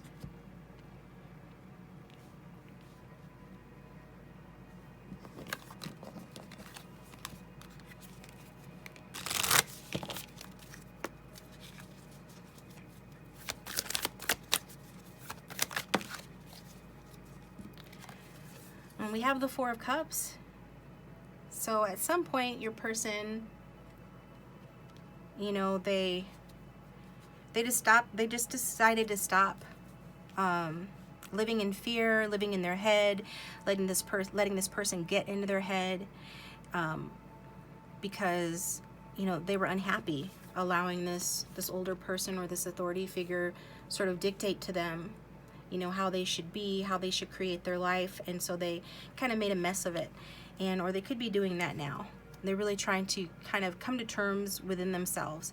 They have some issues, you know, related to their masculine and feminine energy, and we all have that within us. So it's about coming into balance and really making the most of both of those. And I feel like your person's in the process of doing that, and it has to do with relationships, and it does affect the relationship with you or any romantic partner, because in order for you to be a good partner to someone else and love someone else, you have to be balanced within your masculine and feminine energies. So for instance, if you're dealing with the masculine and this person has an issue with female authority because they had an oppressive mother figure, well then obviously, you know, any authority that you have in the connection is going to trigger them. Anytime you have the upper hand, or anytime that you mean a lot to them or have any sort of control over them, you know, it tends to make them feel skeptical of you and feel defensive of you, because they don't want you to have control, because they were overly controlled in their youth and they didn't like that. It was damaging to them.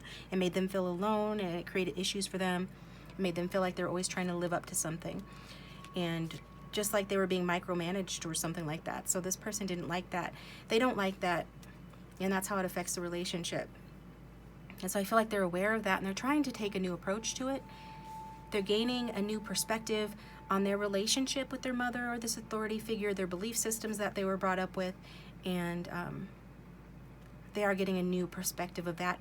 At the very least, they know that they need to get a new perspective on that, a new outlook. See that there is, in fact, a different way of being, okay? So it's like this person is learning that they can follow their own intuition, their own desires. They don't need to have their desires dictated to them. They don't need to have someone else, a mother. I'm still just getting a very strong mother figure energy. Maybe, yeah, just this person is still strong in their life, but your person is like moving away from their control and learning to just rely on their own gut instincts and their own opinions and their own outlook on life. And so they're sort of like freeing themselves up from this person's control and realizing that, you know, they can come into union with themselves. They're realizing that they can be happy, that they don't need anybody else's approval, they don't need that mother figure's approval, that they can start again. Any mistakes that they make, you know, it's not the end of the world. They don't have to be perfect. They don't have to live their lives according to somebody else's opinion and somebody else's strict opinion, because it was like this person had a lot of strict opinions put on them. But you know, this person is dealing with this fear of intimate union because their power was stripped away from them, and they were made to feel less powerful by this person who was only trying to help them, I feel. And, you know, for the majority, this person was only trying to help your person be the best they could be, but they did damage to this person, to your person, and now they have a fear of intimate union that they're working on. So this person could come in and out of your life. This could be an on-again, off-again relationship. The Knight of Wands isn't the most, you know, stable or steady character, because he does like to go off and do his own thing, go on his adventures, pursue his own desires and interests. But for your person, they feel that they have to be that way. Number one, to prevent getting themselves trapped in a situation that will resemble their childhood too much. That Nine of Swords energy that we saw earlier, they're trying to prevent that from happening. And they don't want to end up like this again. But also there's this Four of Wands, you know, that they realize that they can come into balance, that there is a sweet spot, that they don't have to run away from unions or relationships entirely. Okay? That they can have a family, that they can have a romantic relationship, a union with someone. They can have a home with someone. You know, they can balance with the Two of Pentacles at the back of the deck. They can balance their home with someone and their work with someone, and they don't have to be so non-committal, because the Two of Pentacles in reverse is non-committal, and this person is aware that they are non-committal, and it's like they're trying to work on that. They're trying to work on that and realize that they can have, well, essentially they can have the world, they can have it all, which I think this parental figure or whatever this system of belief was trying to teach them. But your person had to find out how to get that themselves in their own way. They couldn't have it dictated to them. It didn't work for them. It might work for some people, but it doesn't work for your person. They have to have their options open in order to explore those, so that they can figure out what they themselves truly desire, what's best for them, where spirit is leading them. It's like this person is in touch with spirit, and spirit does have a life plan for your person, and that does include being a good person, being a compassionate person. Knight of Wands is not a bad guy. He's friendly. He's loyal to his friends. He is he's funny, he's lively, and he's hardworking. But you know, when it comes to relationships, if he doesn't want to be tied down, he's not going to be tied down, and this is due to, you know, the past, like I already said. But this person has qualities that would make them a good partner, but first they have to be a good partner to themselves. So it's about coming into union with themselves and following the voice of spirit, whether they realize they're doing that or not, to do what's right for them. And then, only then, can they come into union with somebody else. But they are aware of the desire. They have the desire to come into union with somebody else. They might have already come into union with you. Some of them might already be married, but I feel like some of them could be divorced as well, because they could have fallen into the same trap that I just described, or they had a plan for their future and they went down a path that they thought, you know, with that Seven of Cups energy, this is somebody that thinks of different ways, different pathways they could go, right? All these different options. So your person might have chosen an option that they thought would lead them away from the childhood that they're trying to avoid repeating, but then it just ended up being another, you know, well, I don't want to say mistake, because they learned from it, but those plans have fallen apart, and they realized they were thinking small, and so they weren't able to move forward with that person the way they wanted to. So that'll resonate for those who know this person's either with someone else or was married in the past or in a serious relationship like that. But the bottom line is, this person is exploring because they need to, in order to be in touch with their inner truth, so that they can do what's right for them, and in so doing, do what's right for whoever they end up with. Have a peaceful life with somebody, and a peaceful home with them, and have it be a just and right relationship. So they're working through some karma here to get to a good place.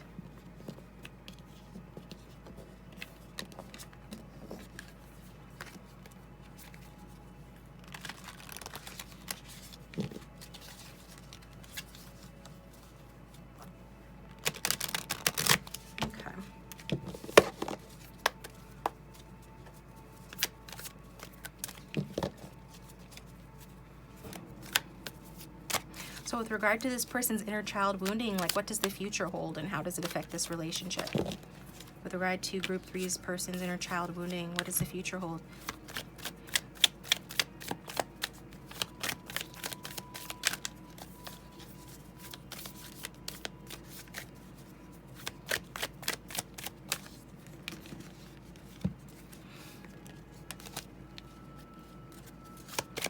I'm getting growing pains, but it's ultimately going to be changed for the better. Five of Swords in reverse. When we get Five of Swords, we do want it to be in reverse, because 5 is a number of change, but it can't, this particular card is a number of conflict, is a number of mistreatment, always having to win at any cost, if this person ever bullied you or gave you a hard time or played mind games with you or was abusive to you in any way, took anything from you, took advantage of you, this is because this is what they learned from that parental figure, okay? But it's in reverse, so in the future they're changing that behavior. They have learned their lesson about being that way, about being essentially just kind of like giving into a weakness that they learned, a weakness of character that they learned from that authority figure, that parent, that mother. And so this person is, you know, they're working through their karma and everything that comes with it. So from now on, this person, instead of fighting dirty, instead of always having to be the one to win at any cost or anything like that, this person is not going to do that. They're focusing on, you know, if they must fight, they're going to fight fair.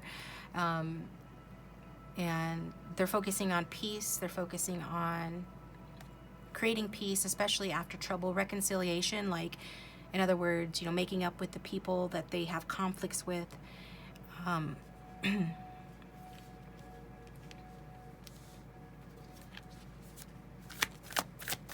Is that going to be the viewer?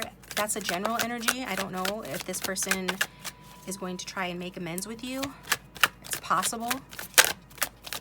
At the very least, going forward, though, they're learning not to be the way they were taught to be, or not to take out their childhood issues on other people.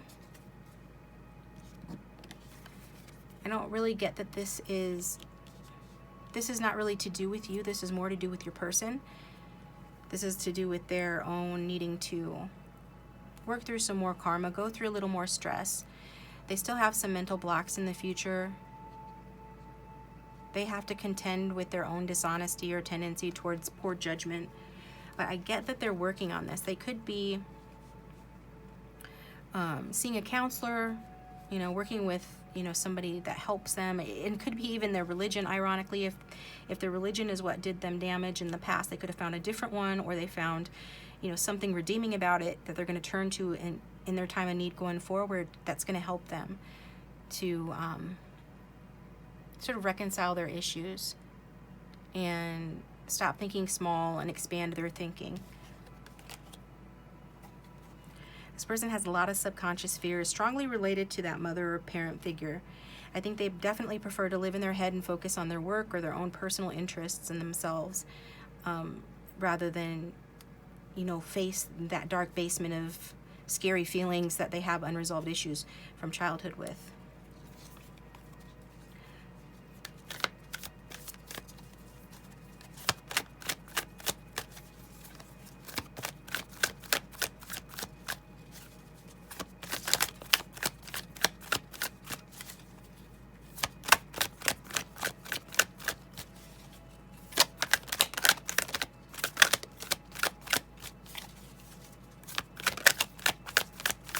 I'm going to go a little bit further into the future here just to clarify the Ace of Swords regarding this person's inner child wounding in the future.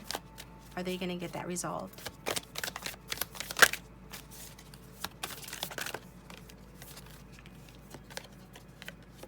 We got the Fool. So this person is off on a new adventure going forward in the future. I don't know if this person is going to be, yeah, we've got the Release Your Ex card here. So if you know this person is with somebody else, they're releasing that person. They certainly need to release that person. I don't get it's going to be something that happens fast for most of you, but it is time to clear their energy. And in, you know, 6 months, about that time frame, the Fool card's out here. So it's going to be a new beginning where this person has fresh hope, takes a chance on a new path, goes on a new adventure, which we saw with that Knight energy and the Seven of Cups. So they like to go off on new adventures and explore. This is how they learn and grow. This is how they heal their inner child wounding. So what does the future hold for the two of you? And how does this person's inner child wounding affect your relationship? So the card I got for you, group 3, representing you, is the Storyteller. So you came out in the upright with the light attribute being ability to experience and express life through stories and symbols. So some of you could be a really good talker. You could write, You just could be somebody that knows how to tell a good story, knows how to tell a good joke, you know. So that's who you are. So take it if it resonates and don't if it doesn't.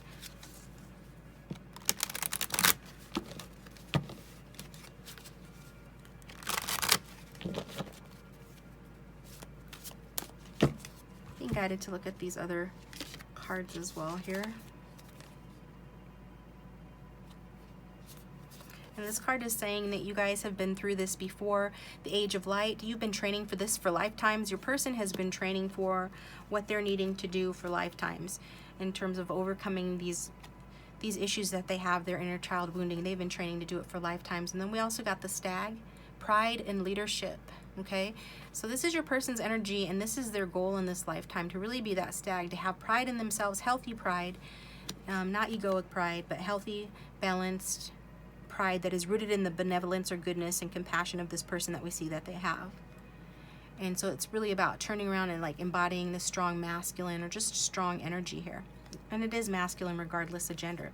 So I get that that's part of what they're doing, and they're not there yet, but this is what they've been training for lifetimes.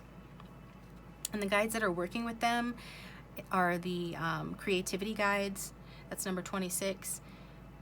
So I feel like the guides that are like 26 breaks down to an 8. 8 is a number of limits and success and boundaries, which is, you know, corresponding with the rest of the reading, because this person seeks recognition, but of their own doing. They don't want to just get recognition or patted on the head for being a little boy or little girl because they followed the rules. They want to create something for themselves, accomplish something for themselves that they can be truly proud of, because it's rooted in their own doing, them following their own path, them listening to their own heart and listening to their own gut instincts and doing things the way they want to do it. So that's what will give them the most pride and help them to accomplish, you know, their life purpose and help them to be a better leader in their lives. And so that's why the creativity guides are helping them with that. And it's also a way that they can heal their childhood. We can see that your person, I think your person was a very creative and imaginative child, but I feel like that was squashed because the person that they were dealing with was overbearing and had their own ideas about the type of person that your person should be and what kind of life they should lead. And so this person, you know, these creativity guys are here to help them sort of get back in touch with that, not to focus on the negatives, but to focus on the positives, to be more inventive, to go through this transformation, to start seeing, you know, turning lemons into lemonade. That's a big part of this person's, you know, life mission as well. Seeing the bright side of a situation and trying to make the most of a situation for themselves, but according to their own rules. Okay, so maybe their parental figure taught them how to see the bright side, but they taught them how to see the bright side by, you know, saying, you know, that's don't cry over spilled milk or something like that. But your person prefers lemonade.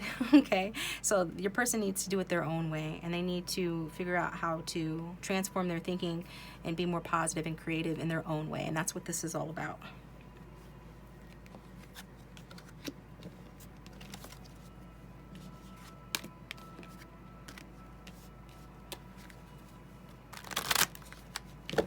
So how does this affect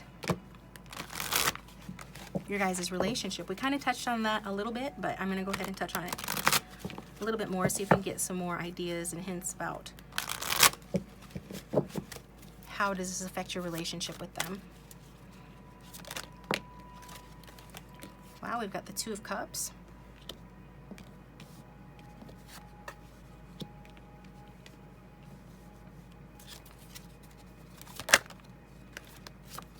We've got the Knight of Wands. And we've got the Six of Wands. And we've got the Nine of Cups at the back of the deck.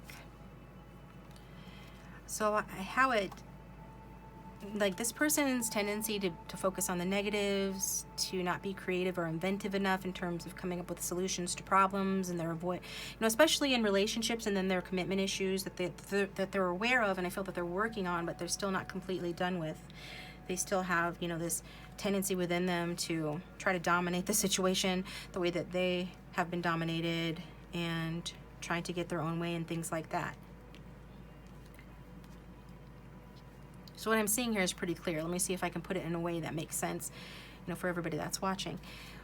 That you guys have mutual feelings towards one another, but that you guys are in separation. If you're not in physical separation, you could have a family with this person and there's family trouble. But there is a sense of, there being love there, but also love loss. And the love loss comes because this person is selfish. And they have a selfish tendency within them, and that's likely because they want to go on their new adventures. They want to follow their own passions, and wherever their passions may lead, they don't want to be restricted. And so as a result of that, the victory that we see that is here for you guys, in order, that victory that would give you guys, the success in the relationship, would give you the recognition that you would like as being, officially this person's partner, and all of that, and to feel truly supported by this person, and for all of the good mutual feelings to really take off. That is being delayed and scattered, and the energy is being scattered because of this person working out their issues in the way that they are, needing to explore, needing to feel free, needing to be a free spirit. And this is part of their soul's evolution, their soul's growth into eventually becoming, a leader they can be proud of.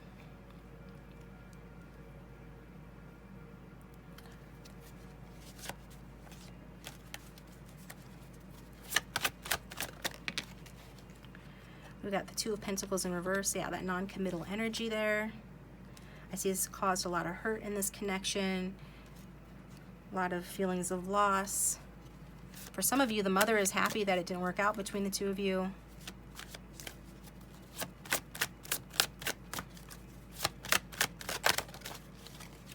I think it's very overwhelming to not be able to ground this relationship when you know that you have so much feelings for one another.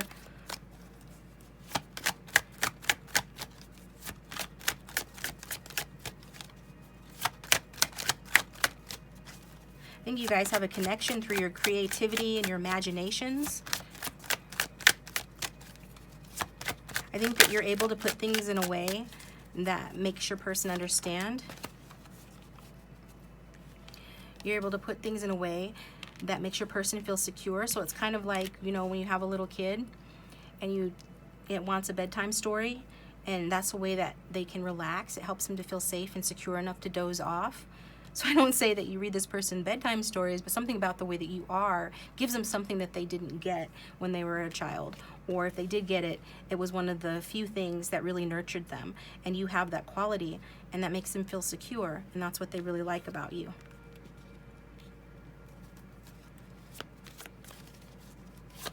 This person definitely does desire long-term security. They're just taking the long way to get there. And so you're questioning the situation as a result of it as well. Some of you haven't heard from this person in a while, or they don't, communicate to you in a loving way or an affectionate way when they do, or is just not as loving or affectionate as you would like it to be. Some of you are really wanting this time of separation to end. Some of you are mirroring this person's paranoia and defensiveness now because of the way that they're being. Definitely feel you're doubting that you're going to have a happily ever after with this person. You're doubting that. Some of you are giving up on the connection. Excuse me.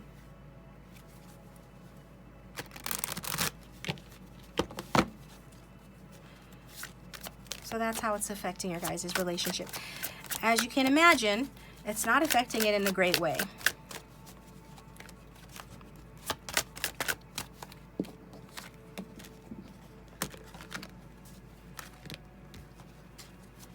So what inner child wounding does group 3 have? Does the viewer have angel spirits and guides that they can reflect upon, that can help them? Like, why are they attracted to this person? Like, show me their inner child wounding so we can get a better idea about the viewer and the viewer's place in all this.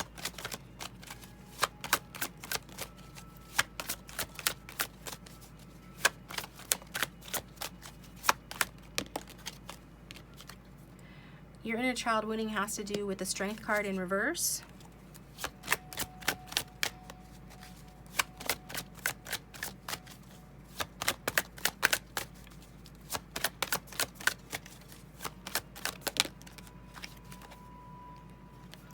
got the Hierophant in reverse and the Justice in reverse. So some of you were wounded when your parents got a divorce. Some of you were always waiting for your parent to come and pick you up and take you out. Or yeah, some of you have daddy issues, not to be, you know, well, I don't think that's rude to say it.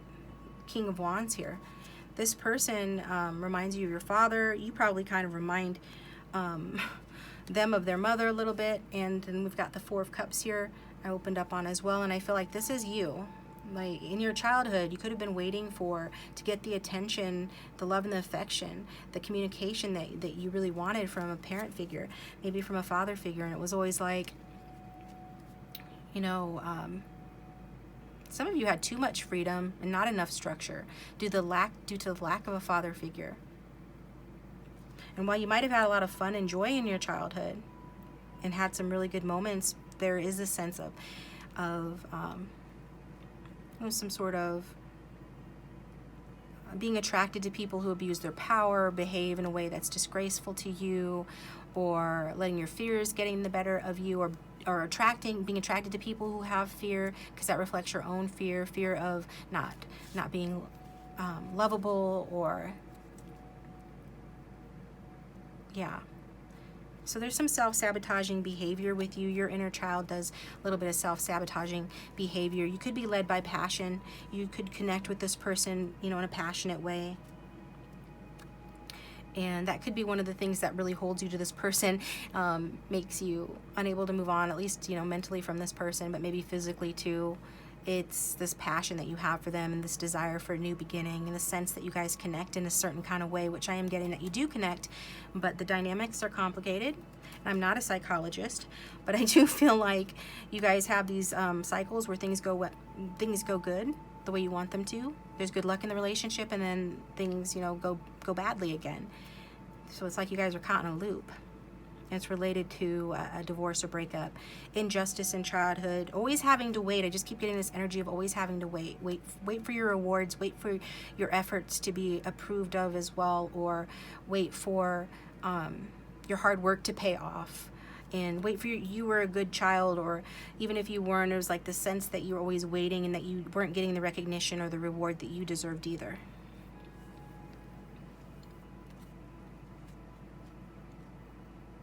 Some of you learn to be very self-sacrificing.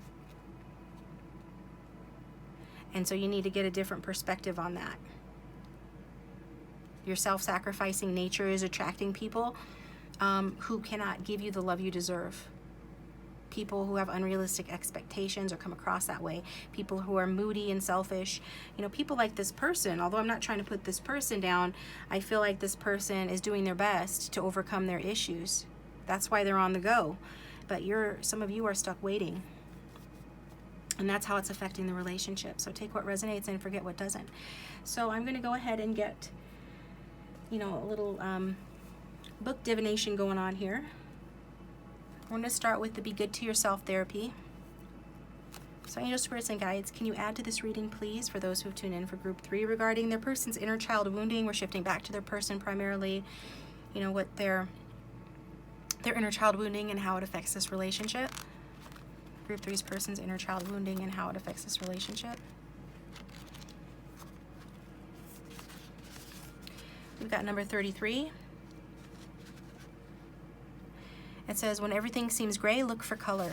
Yeah, absolutely. And this is what I was saying about your person with the creativity guides. They're needing to learn to look for the silver lining, look for the color in their lives and in situations in this relationship, instead of focusing on the negative, or it's just like they don't know how to make the most out of a relationship in the right kind of way, because they never saw that.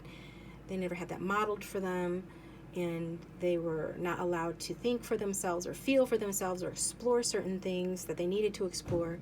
You know, what we typically think about, you know, children and teenagers are able to explore. If you have a strict upbringing, you're not able to explore, and then you have that rebellion that happens. And so regardless of this person's age, it's like they're having to rebel, and that is their way of kind of fleshing out what it means to them to be in their creative power, right? And to co-create with the universe the life that they want. To get to a place where they could make a good partner someday. They first have to love and know themselves and test their own mettle before they can show up for anybody else.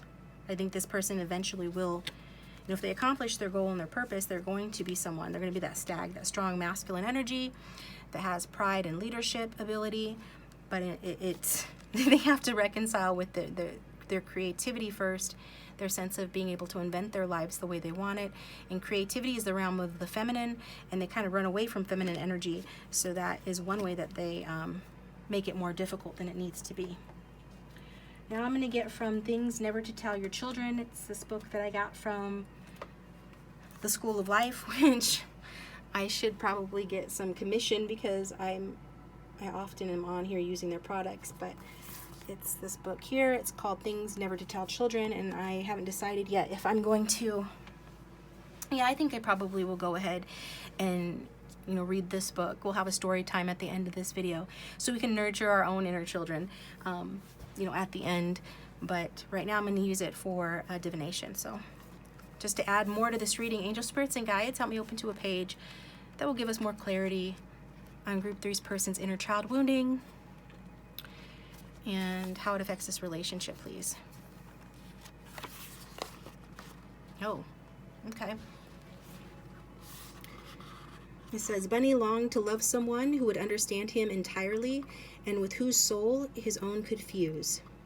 Mostly, though, he looked at photographs of other rabbits and afterwards felt everything pure and good within him had died. So this person does, and you can see the rabbit checking out some PORN on the screen there.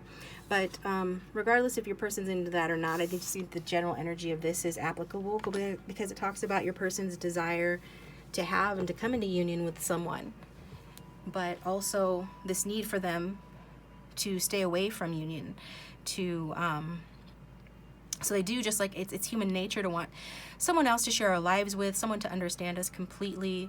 But this person's got those issues that we already talked about, they're non-commitment issues and fear of intimacy that holds them back. So they have to be stuck with looking at photographs, and in this case of other rabbits, and then feeling bad afterwards, right?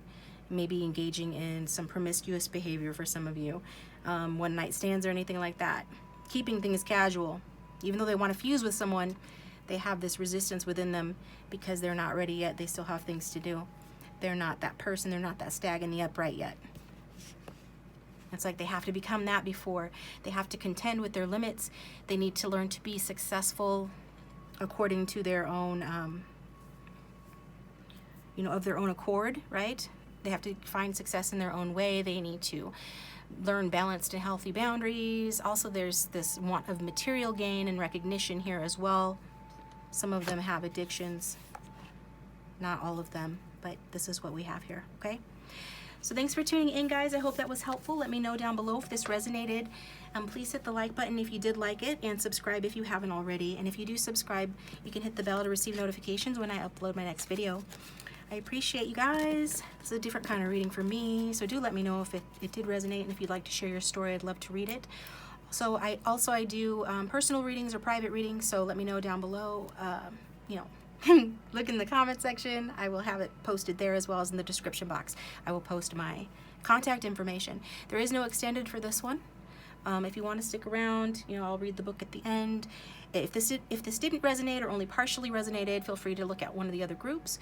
Otherwise, it might not be a reading for you. Just take what resonates. Thanks for watching, guys, and I will talk to you next time. Things Never to Tell Children by the School of Life.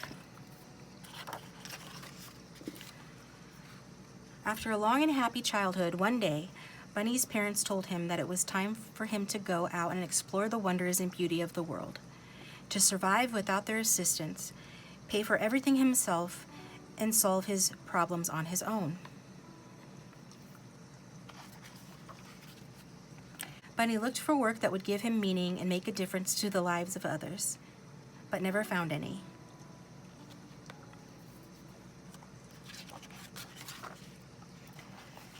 Bunny longed to love someone who would understand him entirely and with whose soul his own could fuse. Mostly, though, he looked at photographs of other rabbits and felt afterwards that everything pure and good within him had died.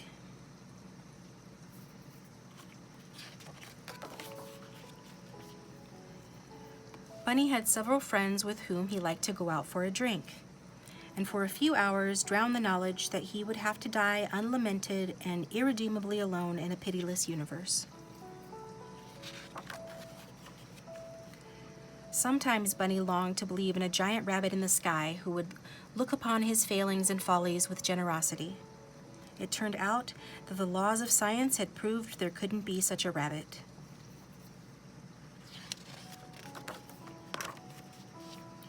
Bunny got married. He hated the feeling of being alone slightly more than he loved the rabbit he'd proposed to.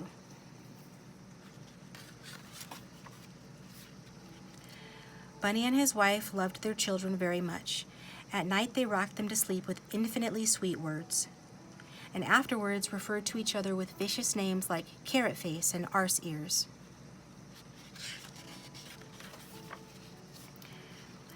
While brushing his teeth, Bunny sometimes thought briefly that it might be nice simply not to exist.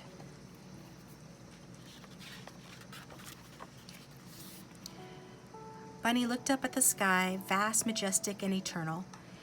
He felt very small and very big at the same time, and longed for there to be someone to share the feeling with. There wasn't. Bunny took his wife away for the weekend to stay in an expensive hotel in order to be happy. At breakfast, they argued violently in a way that made other rabbits in the hotel feel very awkward, but also less alone with their sorrows.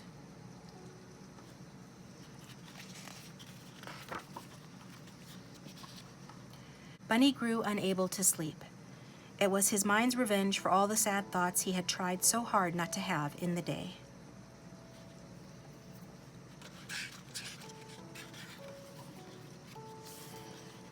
Bunny wondered if he had been singled out for unusual punishment, or if his life was, in the structure of its disenchantments, essentially normal. It was normal. Bunny's acquaintances seemed outwardly jolly and upbeat.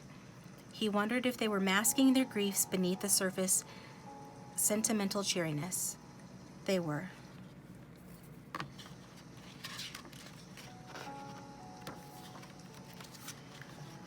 Bunny felt he might unwittingly be passing on to his children a rosy view of life unfaithful to the facts.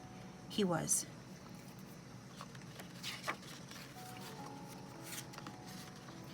Bunny felt an ache behind his ear. His wife teasingly reminded him he was a hypochondriac. Doc told him he had 3 months left.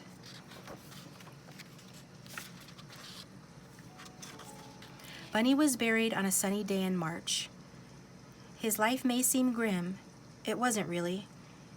It just wasn't what we were taught to expect. Maybe our expectations are rather too high, and so, unwittingly, rather cruel. To be less surprised and saddened by life, to feel less alone, we might need to learn to tell one another slightly darker stories. The kind of stories Bunny would, almost, have wanted his children to read.